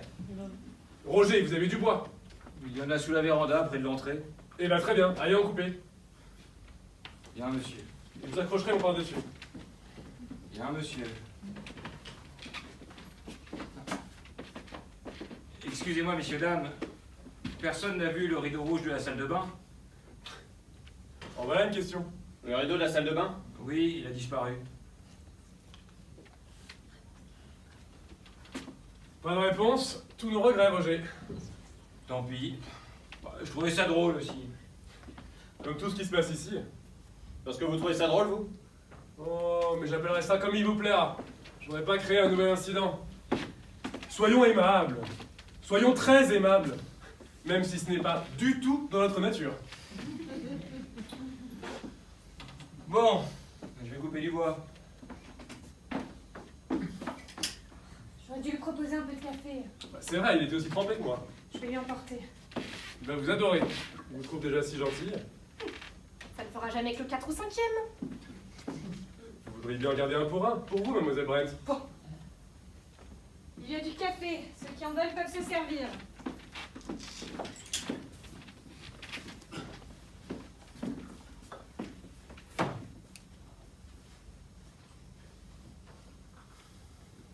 Où est le docteur Lewis? Elle est dans sa chambre. Elle était fatiguée. J'espère qu'elle aura pris la précaution de s'enfermer à clé. Je l'espère aussi. Maintenant, nous sommes sur nos gardes. On ne nous aura pas si facilement. Vous êtes bien naïf, monsieur Blore. La moindre des choses serait que nous prenions tous des précautions supplémentaires. Contre qui? Contre chacun de nous. Nous étions 10, ne l'oubliez pas. Je ne pense qu'à ça. Rassurez-vous. Et nous ne sommes plus que 7. 7 petits nègres. Dont l'un est un rude salaud. Le mot est encore trop faible. Avez-vous remarqué? Notre criminel suit exactement l'ordre de la chanson. Le premier petit nègre s'étouffe, c'est quasi l'histoire de Marton. Le deuxième s'endort et ne se réveille pas, tout comme la femme de Roger. Le troisième s'égare. La raison de ce pauvre général s'était en effet égarée.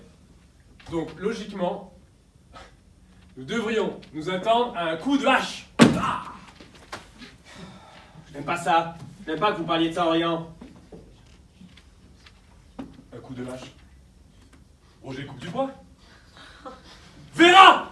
Vera! Vera! Vera, vous êtes là. J'ai eu si peur. Vous? À cause de moi? Mais non, c'est Roger qui... Oui, il était ravi, pourquoi? Ah non, pour rien. Pour rien. On a les nerfs tellement à vif. Le docteur Lewis n'est toujours pas revenu? Toujours pas. Et ça vous laisse indifférent? Bah oui. Un docteur connu du monde entier. Sa réputation l'a mis au-dessus de tout soupçon. Et la vôtre aussi d'ailleurs, monsieur le juge. Vous me flattez, monsieur Blore. Mais on a déjà vu des juges devenir fous. Des médecins aussi, d'ailleurs. Surtout des aliénistes. Sans compter les policiers. Mais là, vous n'allez pas me mettre dans le même sac, non? Pour où nous en sommes? Eh bien, moi, je préfère savoir le docteur Lewis ici plutôt que dans sa chambre. Qui va la chercher? Présent. Vous lui porterez un peu de café, ce sera un prétexte. Puis vous en profiterez pour vous changer. Et si elle refuse de vous ouvrir? Elle n'a rien à craindre de moi. Elle peut avoir peur de votre revolver. À ce propos, il faudrait que je vous parle. Bon, j'y vais, moi. Ne vous dérangez pas. Je suis maladroit, mais pas au point de faire tomber une tasse de café dans l'escalier. J'ai quelque chose à faire dans ma chambre. Eh ben, allez-y tous les deux. Eh bien, allons-y, mademoiselle Brent. Vous la surveillerez. Ah, mademoiselle Brent. Demandez au Seigneur qu'il vous protège. Vous vouliez me parler, Blore? Oui. Je voulais savoir pourquoi vous aviez pris un revolver alors que vous ne deviez trouver ici que des amis. Je vous l'ai dit. Il ne me quitte jamais. L'expérience m'a prouvé qu'il pouvait toujours servir. La preuve. En revanche, ce qui m'étonne, c'est que vous ne soyez pas armé, vous, un policier. Un détective. Nous faisons pas le coup de feu, nous dirigeons les opérations. C'est vous, hein? Pardon? Ah, allez à vous. On te laissera tranquille. Vous croyez dans un commissariat de police? Je te dis que c'est toi. Vous y mettez beaucoup de conviction, Blore. Il y a ça qu'ils ne trouvent jamais. Vous soupçonnez tout le monde. Vous finirez bien par trouver. Ah, mais inutile de finasser. Vous n'avez pas pris ce revolver par hasard. Ah, ça, c'est une autre question. Alors?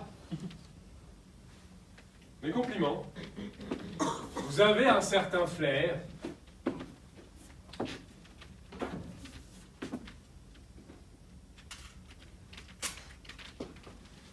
En effet, dans la lettre qui me priait de venir, on me faisait l'honneur de m'avertir qu'il y aurait du danger.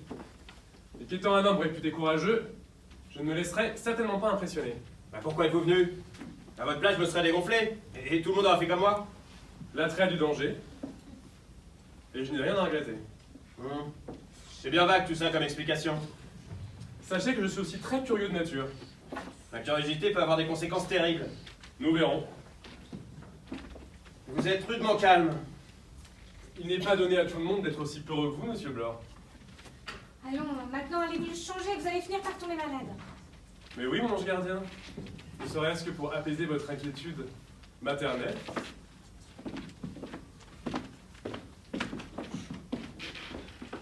Elle est cousue de fil blanc, son histoire. D'abord, pourquoi n'a-t-il rien dit hier? Il attendait que le danger se précise. Eh ben, il est servi. Onim l'a attrapé comme nous. Chacun avec la patte qui convenait le mieux. Il est dans la souricière, lui aussi.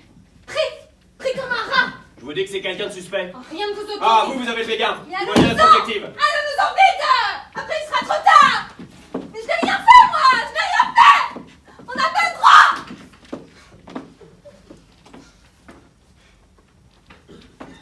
Mais qu'est-ce que vous avez à me regarder comme ça? Je vous en prie, docteur. Vous devriez savoir, et vous la première, que si nous nous laissons dominer par nos nerfs... Je sais, je suis épuisée. Mais- Je suis à cran. Ne venez-vous pas de dormir? À peine avais-je fermé les yeux que tout a valsé autour de moi. L'hôpital, la salle d'opération, et le couteau sur la gorge. Des souvenirs, sans doute. Et vous? Vous ne rêvez jamais que vous êtes aux assises? En train de condamner un homme à mort? George Harper, par exemple. Jamais, il avait tué, lui. Le juré voulait la quitter, mais j'étais là, il n'a pas échappé à son châtiment.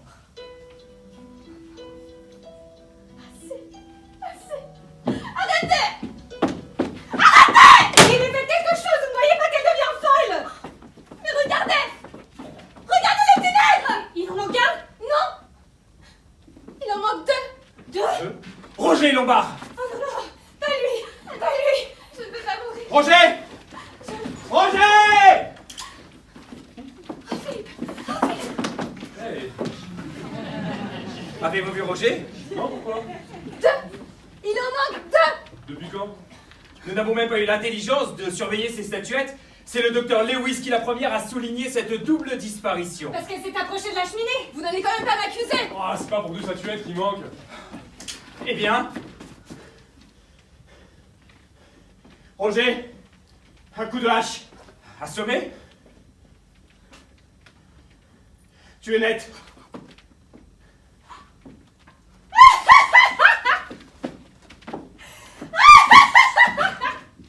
On verra.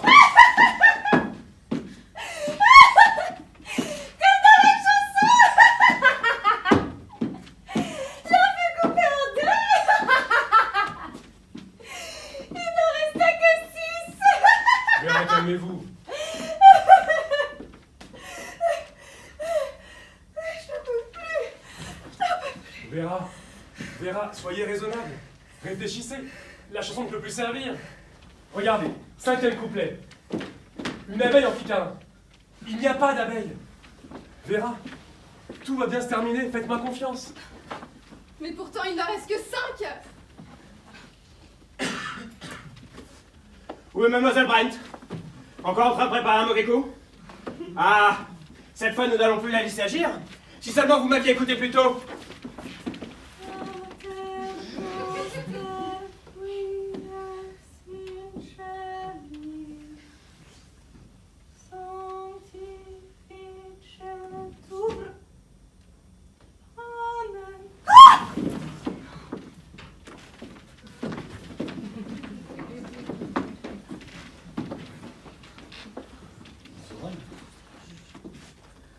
La piqûre. Alors? Ce ne serait pas elle? Mais qui? L'un de nous 5. L'un de nous 5. Mais lequel? Lequel?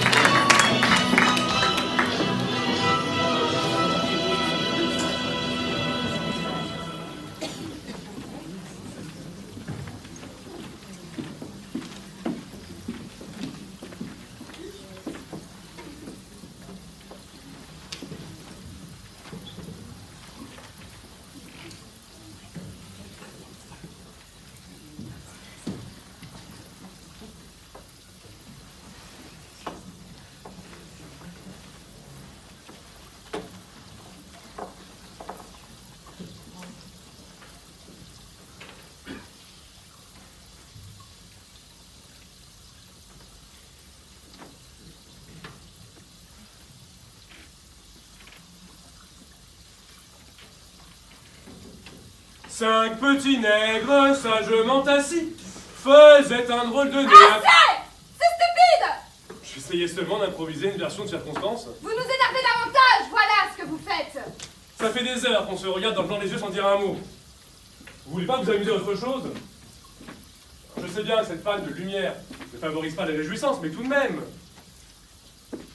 Et si nous jouions au petit papier? On appellerait ça soupçon. A soupçonne B. B soupçonne C, etc., etc. Allez, prenons par ordre alphabétique. Blore. Bah lui, c'est pas compliqué. Il est persuadé que je suis coupable. Si j'en étais persuadé, vous ne seriez plus de ce monde.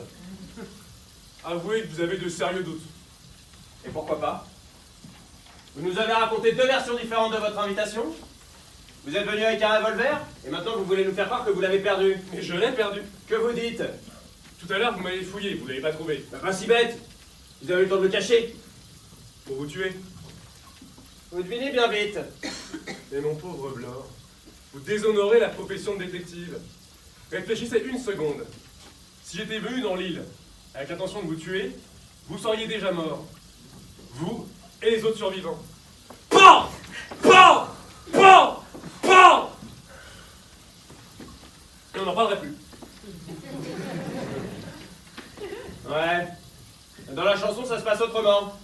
C'est d'ailleurs pour cette raison que dans la seringue de Mademoiselle Brent, on avait mis de l'acide prussique. Pour qu'au moment de se faire sa piqûre quotidienne de calcium, elle tombe foudroyée comme par un dard.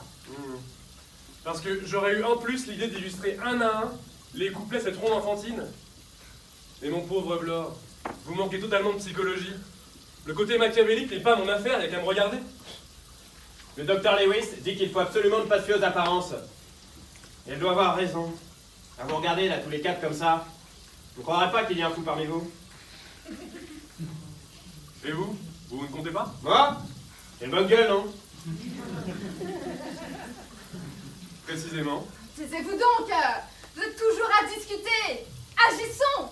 On ne viendra pas nous chercher si nous restons à faller sur nos fauteuils à ressasser les mêmes histoires! Bon, qui m'aide à allumer un feu sur la falaise? Il sera tout de suite inondé, votre feu. Voilà, peu aura cessé, alors nous pourrons essayer. Oh, mais nous serons morts avant! Mais non, le temps se calme, il fera beau demain. Demain! Mais demain, nous ne serons plus ce monde! Sauf celui qui... Ah non. Non, je ne veux pas. Je ne veux pas, ce n'est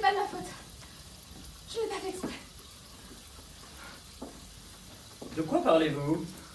De la mort de Jeanne, comment déjà? Cobel ou Carrel, je crois. Je buvais trop en ces temps-là. Surtout que j'étais chirurgien. Je l'ai opérée étant libre. Une belle fille. Elle avait 3 fois rien. Je l'ai tuée. Décidément, nous sommes entre gens bien. Les aides et les infirmières m'étaient dévouées. Ils n'ont jamais rien dit. C'est alors que ça m'a guéri de la boisson et de la chirurgie. 2 femmes du monde guéries et ma clientèle était faite. Quel dommage. D'aussi beaux résultats anéantis par notre cher anonyme. Mais est-ce que vous allez finir, vous? Toujours avec des coups de sarcasme! Si je pouvais vous faire taire, je vous assure que... Eh, mais quel aveu! Petite donc de star, il me rend folle! Si votre ironie est pénible, docteur Lewis, faites un effort. Excusez-moi. Sans rancune, docteur. Cette inaction me met les nerfs à bout. Et pourtant, nous avons adopté la seule conduite possible. Nous avons tous été fouillés, nous n'avons ni armes ni poison. En ne nous quittant pas des yeux et en nous regardant, rien ne peut nous arriver. Mais il faut que nous mangions, que nous dormions. Cette situation ne peut pas durer éternellement. Encore une fois, je suis de votre avis. Le seul espoir de l'assassin est d'isoler l'un de nous. Tant que nous restons ensemble, c'est le salut. Le salut. Quelle heure est-il? 8h30. Seulement. J'ai une faim. Je vais vous chercher quelques boîtes de conserve. Mais vous resterez ici. C'est ce qui a été convenu. Jamais je ne mangerai un plat que vous avez préparé. Je ne tiens pas à mourir empoisonné. Vous me suspectez. Mettez-vous à ma place.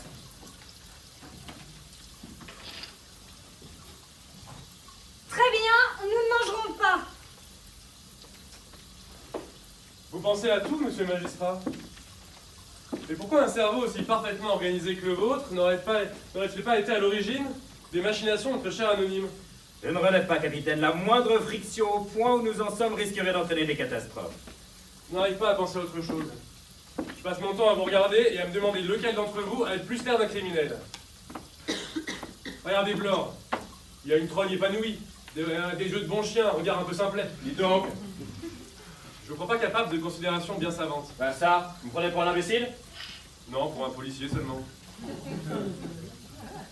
Lewis, elle, est une grande nerveuse. La première de ses patientes. Elle n'aurait pas l'estomac. Vera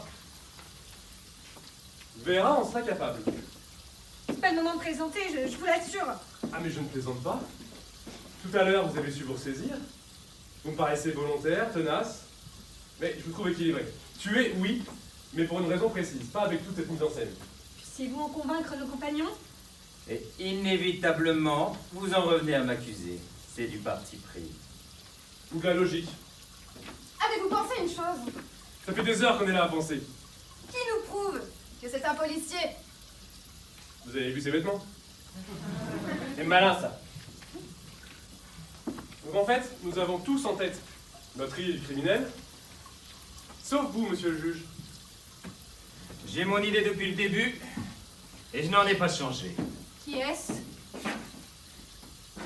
Le moment n'est pas venu de le dire.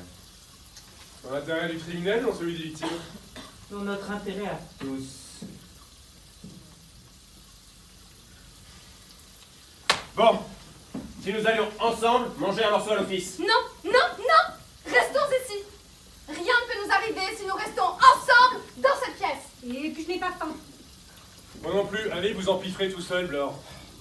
Je vais vous chercher une boîte de biscuits. Si vous voulez. Blore! Quoi? Une boîte qui n'est pas été entamée, naturellement.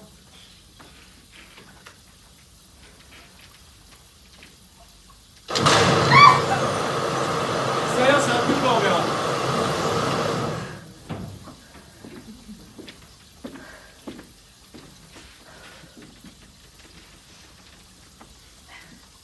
A-t-on retrouvé le rideau de la salle de bain? Notre criminel se double sans doute d'un kleptomane. Oh, arrêtez avec cet air-là! Il me trotte assez dans la tête comme ça, j'ai l'impression que je pourrais jamais m'en débarrasser! Il est associé à de bien sombres événements. Bon, que fait Blore? Le grand méchant loup l'aura dévoré. Ah, vraiment, capitaine, je ne sais pas comment vous dire les choses. 20 fois, nous vous avons demandé de renoncer à ce ton badin et insupportable. Excusez-moi, c'est ma façon à moi d'être nerveux. Oh, les mains blancs. Fouillez-le. Encore? Pas un mot. Rien dans les poches. Vous n'aviez qu'à me le demander. Je vous l'aurais dit tout de suite.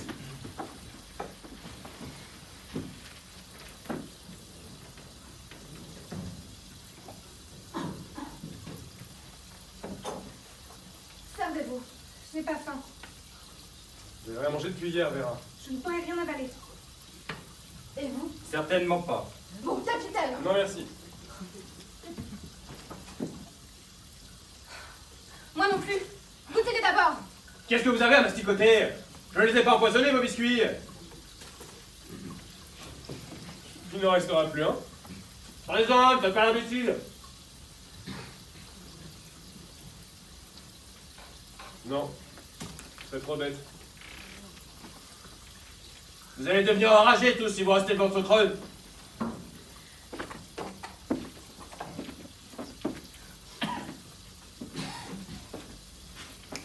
Cigarette? Pas volontiers. Non, merci. Pourquoi? Je préfère fumer les miennes. Vous avez tort. Elle a bien le droit de vous suspecter, non? Vous en avez fait autant avec moi? Où allez-vous? Dans ma chambre. Chercher un paquet de mes cigarettes. Vous êtes prévenus.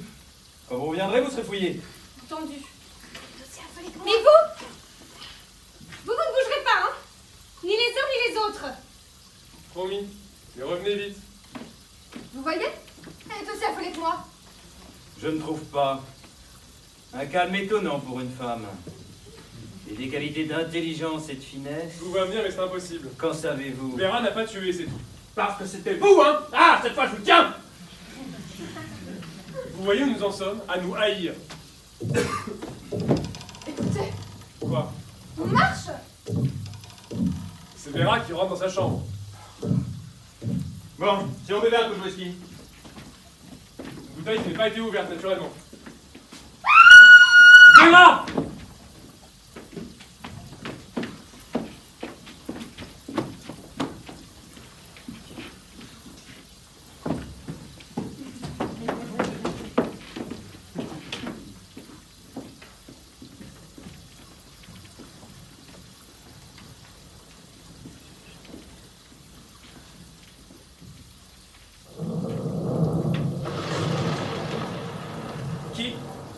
Qui va là?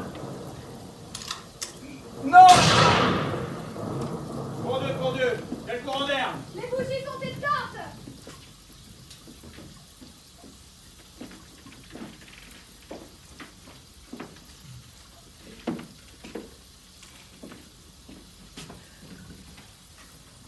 Philippe! Où êtes-vous? Je suis là, ne craignez rien. Allumez vite! Attendez, j'ai mon briquet.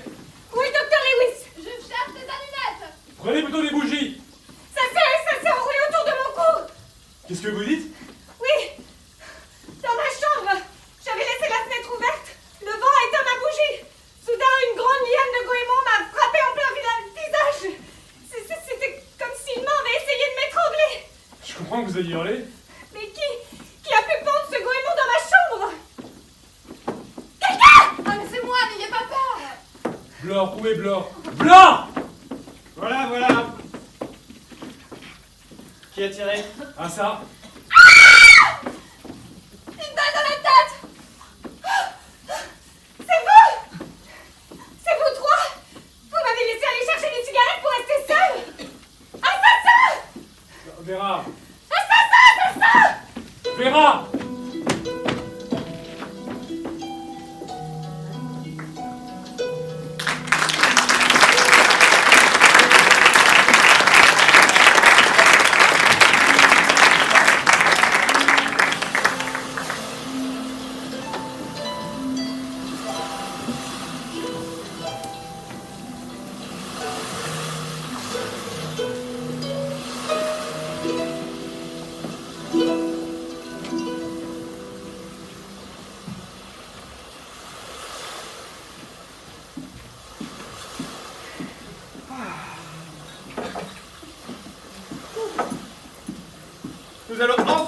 pouvoir prendre un repas tranquillement.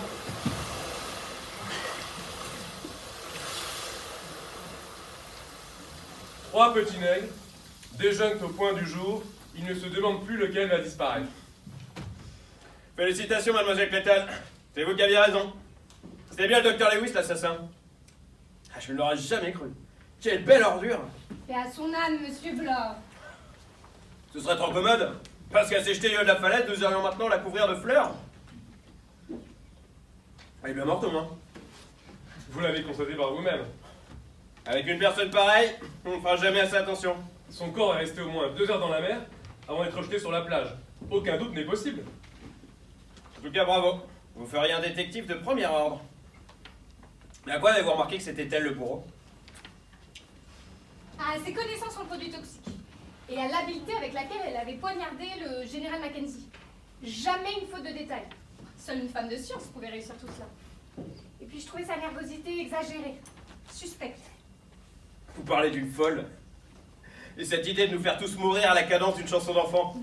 Ah, c'était pas la première venue. Vous n'avez pas demandé à ce qu'on lui allume une statue, non? Non, mais la mort du juge, quand même, elle s'est surpassée. Ce rideau rouge qui symbolisait le droit à la magistrature. 6e couplet. 5 petits nègres voulurent faire leur droit. L'un se fit emprisonner. Il n'en resta que 4. Et le 7e couplet à son usage personnel.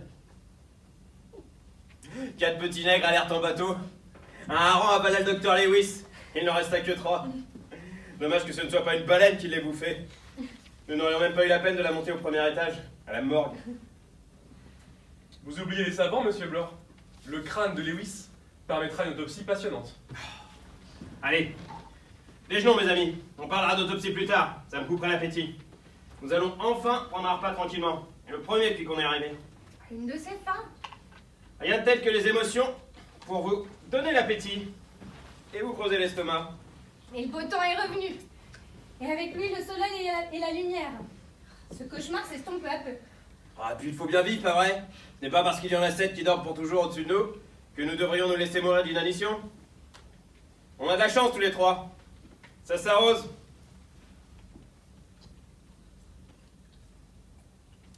Mais comment se fait-elle qu'elle se soit tuée avant de nous avoir supprimés comme les autres? Bah, le remords. Le remords? Une crapule pareille? Non, non, non. Elle aurait descendu un régiment entier si elle en avait les moyens. Les preuves que lui apportait Mademoiselle Clayton ont pu lui montrer qu'elle a été découverte. Peut-être. Vous avez vu comme elle était folle de joie quand elle nous accusait tous les 3 en bloc? Ah, elle se tordait. Elle a même fait semblant d'avoir une crise de nerfs pour mieux rigoler. Ah, la belle pourriture. Heureusement que Mademoiselle Clayton ne s'est pas entêtée trop longtemps à nous mettre dans le même sac. J'étais tellement sûre que ça ne pouvait être qu'elle. À vous seul, vous l'avez à la fois découverte et exécutée. Vous méritez notre reconnaissance éternelle. Je ne l'ai pas poussée dans la mer, hein. Oh, presque. Il a raison.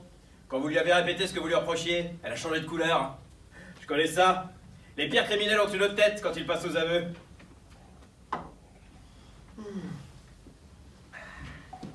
On le croira au moins. Qui ça? Bah la justice. Elle va nous soumettre à de rudes interrogatoires. Vous vous rendez compte? 7 cadavres sur les bras. Ils nous prendront d'abord pour des complices? Bon, pas longtemps, puisque nous raconterons tous les 3 la même version de la vérité. La même version? Pas tout à fait. Bah, je ne pourrais pas raconter exactement comme vous. Ce n'est pas le docteur Lewis que je soupçonnais. Vous n'aurez pas la sottise de m'accuser? Mais je ne vous accuserai pas. Mais il faudra bien que je leur explique comment j'avais vu les choses. Et puis que vous aviez un revolver. Et puis qu'à un moment vous ne l'aviez plus. Et que ce matin vous l'avez retrouvé sur la terrasse. Comme par enchantement. Lewis me l'avait volé, elle aurait voulu me le rendre avant de se tuer. Possible. Et c'est la vérité, vous n'avez pas recommencé avec vos lubies de policier. Vous tapez beaucoup sur la police. Vous avez des choses à lui reprocher? Plus rien depuis que vous n'en faites plus partie. Pourquoi vous leur a-t-elle rendu ce revolver? J'en sais rien, moi. J'ai passé ma nuit enfermé dans ma chambre comme nous tous. Faut être singulièrement abruti pour imaginer que j'ai pu avoir un rôle à jouer dans l'histoire du revolver. Allons, la paix était revenue. Mais il me traite d'abruti. C'est lui qui a commencé. Moi? Je n'ai rien dit. Seulement qu'à l'interrogatoire, je ne pourrais pas raconter comme vous. Mais moi aussi je parlerai de mon revolver. Et de sa disparition. Et de sa découverte par nous tous ce matin sur la terrasse. Vous avez attendu près d'une journée avant de nous avouer que Monsieur Onim vous avait prévenu qu'il y aura du danger. Vous leur direz ça aussi? Mais bien sûr. Et vous? Vous leur parlerez De la mort de Jack Simpson, auquel la voix vous rendait responsable? Si c'est du chantage que vous faites là, c'est raté. Il y a prescription. Bien fait pour vous. C'était vrai? Il fallait se débarrasser de Simpson. J'ai manœuvré en conséquence. Au fond, je suis comme vous et les autres. Il y a eu un jour moche, quoi. Ah, parce que vous me jugez coupable. Ah, vous vous en êtes même vanté avant-hier soir. Mais je pense comme vous, il n'y a pas de quoi se formaliser. Je me demande qui sur Terre peut se flatter d'avoir été propre de bout en bout. Le juge Malgrave pour n'en citer qu'un. Bah allons bon. Moi je la connais, son affaire Harper. Le juge avait une dent contre ce pauvre type. Il s'en est débarrassé au cours d'un procès. C'est ce que j'ai fait avec Simpson, en témoignant contre lui. Mais je ne pensais pas qu'il mourrait aux travaux forcés, je vous le jure. Tandis que Malgrave, il a envoyé Harper se faire pendre. C'était plus sûr. Moi qui vous croyais la vertu même. Je ne suis pas méchant, allez. Il faut connaître les circonstances. Décidément, Lewis est morte un peu tôt. Il lui restait encore une besogne à accomplir. Et vous, avec vos vins indigènes, avant de parler des autres, il faut toujours regarder la poutre qu'on a dans l'œil. La paille, vous voulez dire? Ah, la paille, la poutre, je m'en fous. C'est des expressions à la mademoiselle Brent, ça, hein. Moi, je ne vois qu'une chose. Nous étions condamnés à mort tous les trois. Et on a réchappé à cette mort programmée par le docteur. Allons. On pourra fonder une amicale. Il ne faut plus qu'il y ait de mots entre nous. Posez votre revolver et trinquons ensemble. Mais décidément, mon revolver vous inquiète beaucoup, là. Oui, je n'aime pas ces engins-là. Encore faudrait-il que je veuille m'en servir? Ouais, quelquefois ça part tout seul. Dans ce cas-là, nous ferions mentir la chanson. Oh, la chanson. Tous les meurtres ne se commettent pas en musique. Qu'est-ce qu'elle en serait, cette folle? 8e couplet. 3 petits nègres alertent aux zoo. Un gros ours en saisit un. Hein? Comment est-ce qu'elle aurait fait pour amener un ours jusqu'ici? C'est pour ça qu'elle s'est tuée. Elle ne pouvait plus continuer. Un ours. N'importe quoi. Un ours. Blore, Quoi? retirez la paille que vous avez dans votre œil. Il là depuis le début. L'ours. Mademoiselle Clayton, je vous en supplie, demandez-lui son revolver. Qu'est-ce que c'est? Un bateau? Oh, quelle chance, on vient sûrement nous chercher, il faut lui faire des signes. Wow! Wow! Wow! Wow!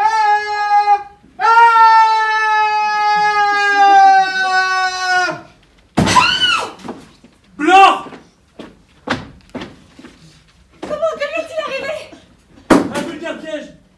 Un fil de fer tendu à 5 cm du sol. Un poids qui est tombé dès que Blore a heurté le fil. Et lui? Le crâne défoncé. Comme poids, on s'est servi du gros ours en bronze qui est dans l'entrée. Un ours?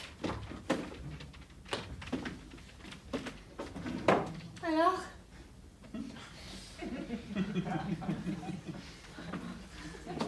Le 8e couplet, oui. Il n'en resta que 2. Mais vous ne m'aurez pas, moi. Vous m'entendez? Est-ce que le bateau se rapproche? Ne bougez pas! Ne bougez pas ou je tire! Philippe? C'est fini, ça prend plus. Mais Philippe? C'est fini, je te dis! Depuis que nous sommes rencontrés sans l'embarcadère, vous avez essayé de me séduire! Pour m'endormir! Parce que j'étais le plus redoutable, c'est ça? Alors pourquoi vous ne m'avez pas supprimé le premier? Philippe? C'est fini, un geste et je t'abats! Tu n'auras même pas les honneurs de la cour d'assises! Malgré était de mon avis. T'avais beaucoup trop de sang-froid pour une femme. Malgré tes frayeurs de petite fille, auxquelles je me suis laissé prendre parce que je t'aimais! Quel idiot, il a fallu que j'aie le coup de foudre! J'en étais arrivé à te trouver des yeux candides, des yeux francs, des yeux qu'on voit rarement chez une femme, et qui me plaisaient. Et quel idiot! Mais Philippe, vous ne croyez pas Non, que... je ne crois pas, je sais, ma belle. En d'autres circonstances, je ferai des compliments. Ton dernier piège avec l'ours. Bravo! Quelle trouvaille! Mais écoute-moi bien. Si dans 1 heure, aucun bateau n'est venu nous chercher, je te descends. Je ne tiens pas à savoir à quelle sauce tu voulais me croquer. 9e couplet. Il s'agit d'un bain de soleil, d'une grillade. Tu es capable de foutre le feu à la maison dès ma première défaillance. Mais avant, je voudrais savoir une chose. Qui était ce Pierre McNeil dont le disque a parlé avant-hier soir? Puisque ton ami la voit, il n'a sorti que des vérités. Tu t'es sûrement amusé à nous narguer avec un crime que tu aurais commis dans le temps pour te faire la main. Parle ou je tire! Qui était Pierre McNeil? Un enfant dont j'étais la gouvernante. Et tu l'as tué? Non! Qui ça? Hugh McNeil, l'oncle du petit. Pourquoi? Une affreuse histoire d'héritage. Comment y étais-tu mêlé? J'ai mis Hugues. Bravo. J'espère que vous avez croqué le magot dans les bras l'un de l'autre. Je me suis sauvée tout de suite après la mort de Pierre, Il est mort où, ce gosse? au bord de la mer. Décidément, la mer t'inspire.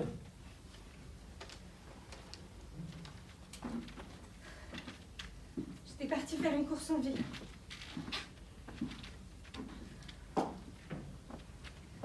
Quand je suis revenue, Hugues avait permis au petit d'aller se baigner sur la plage. Trop loin, exprès. Je me suis précipitée, j'ai crié. Hugues a tenté de me retenir, je me suis débattue, je me suis jetée à l'eau. Quand je suis arrivée près de l'enfant, il s'est évanoui.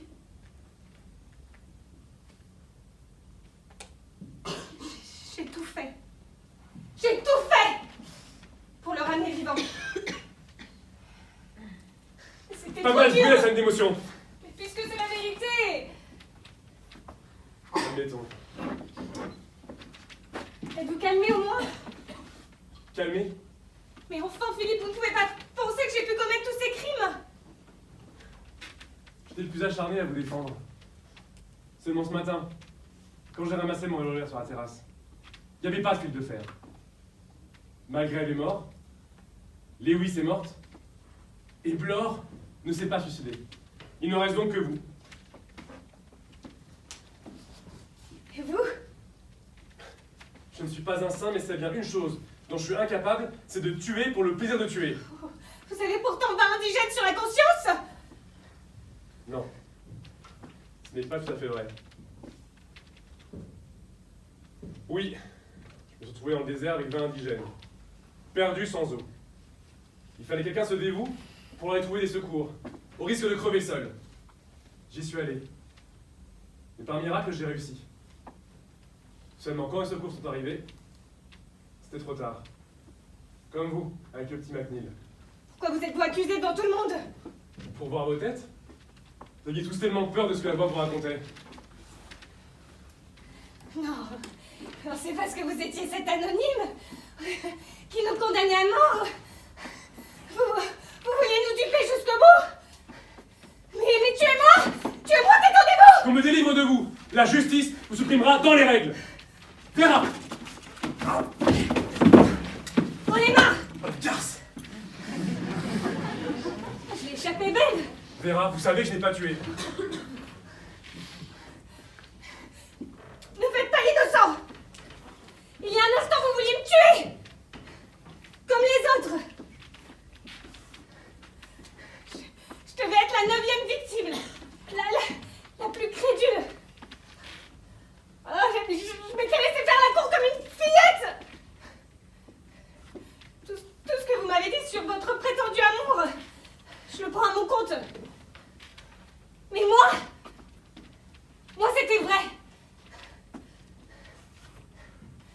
Je vous aimais. J'avais confiance en vous. Jamais je n'avais connu ça. Cette émotion qui me gagnait peu à peu. L'imbécile que j'étais! Vera, pourquoi faut-il que nos aveux se fassent un revolver à la main? Non, c'est pas où je tire. Puisque nous nous aimons.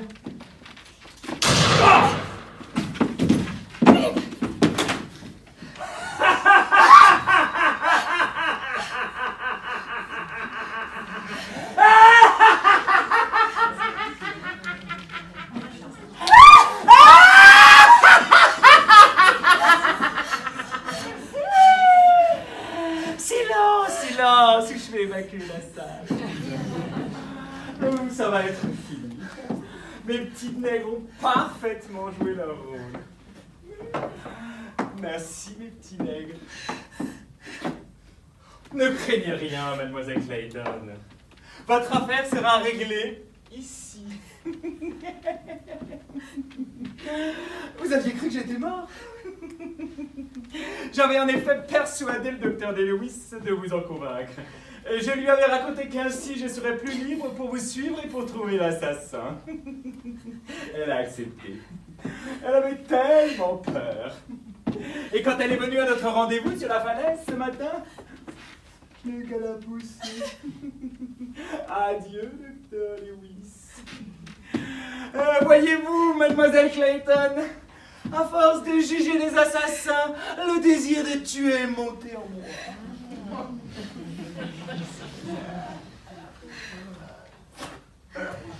Mais pas tuer en envoyant la mort des criminels comme je le faisais dans l'exercice de mes fonctions. Oh non, non, je voulais plus.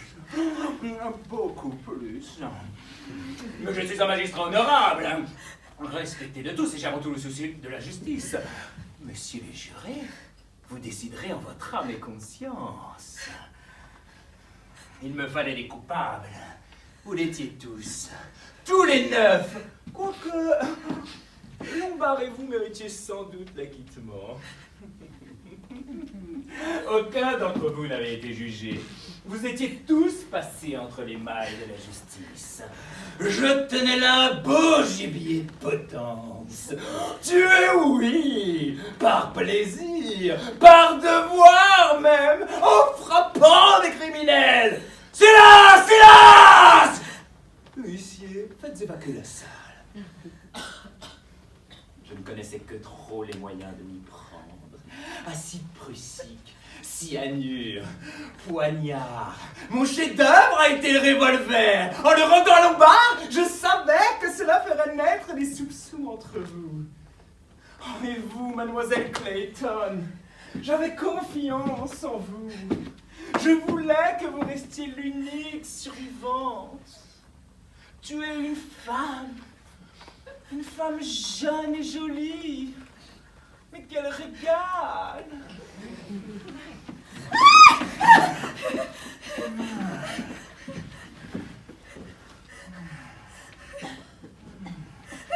Accusé, qu'avez-vous à dire par votre défense?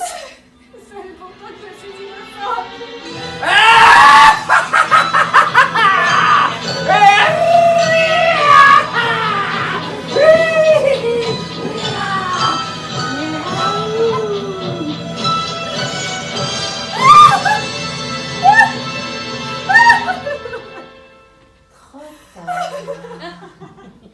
Il fallait plaider nos coupables de l'ouverture des débats. Ou vous faire passer pour folle. Mais vous n'êtes pas folle. Moi, je suis fou. Pas vous. Sœur, il faut mourir. Un pendu. Un petit nègre devenu solitaire. Découragé se pendit et il n'en resta plus.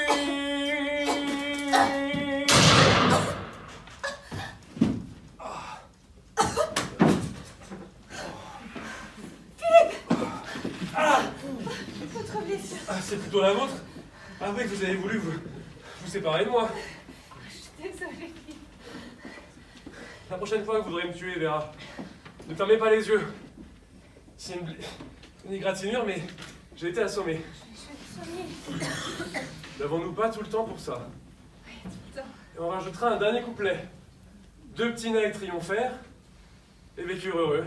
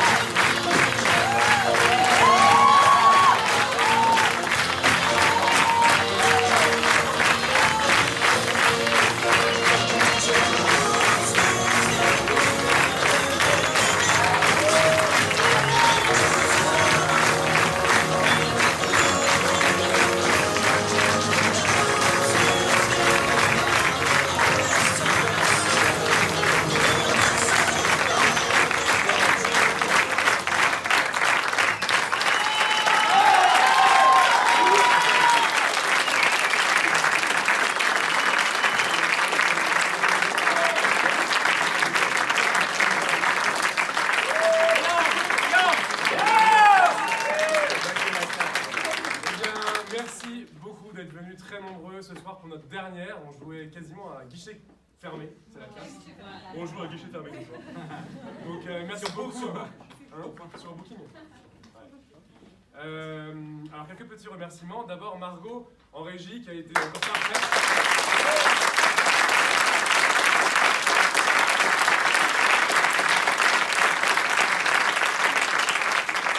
On a aussi notre éminent metteur en scène, Émeric de la Daillac.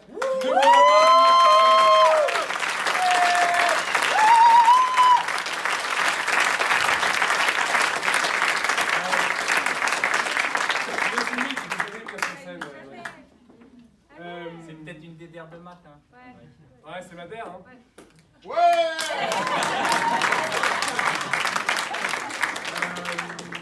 Je voulais remercier Isa. Elle est où, Isa? Donc Isa qui faisait en alternance le rôle de Vera et qui ce soir s'occupait des petites statuettes.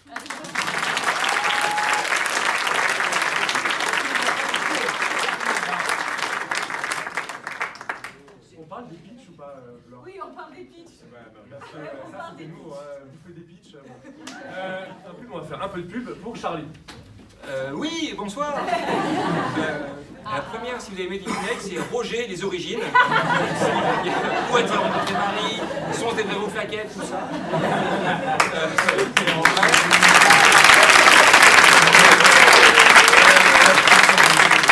En vrai, avec la compagnie jumelle à celle-ci, nous jouons du 21 novembre au 1er décembre dans non pas une, non pas trois, mais 2 pièces en alternance. Ça s'appelle Doris Darling et Sunderland. C'est au Mélo d'Amélie, dans Paris. Donc du 21 novembre au 1er décembre.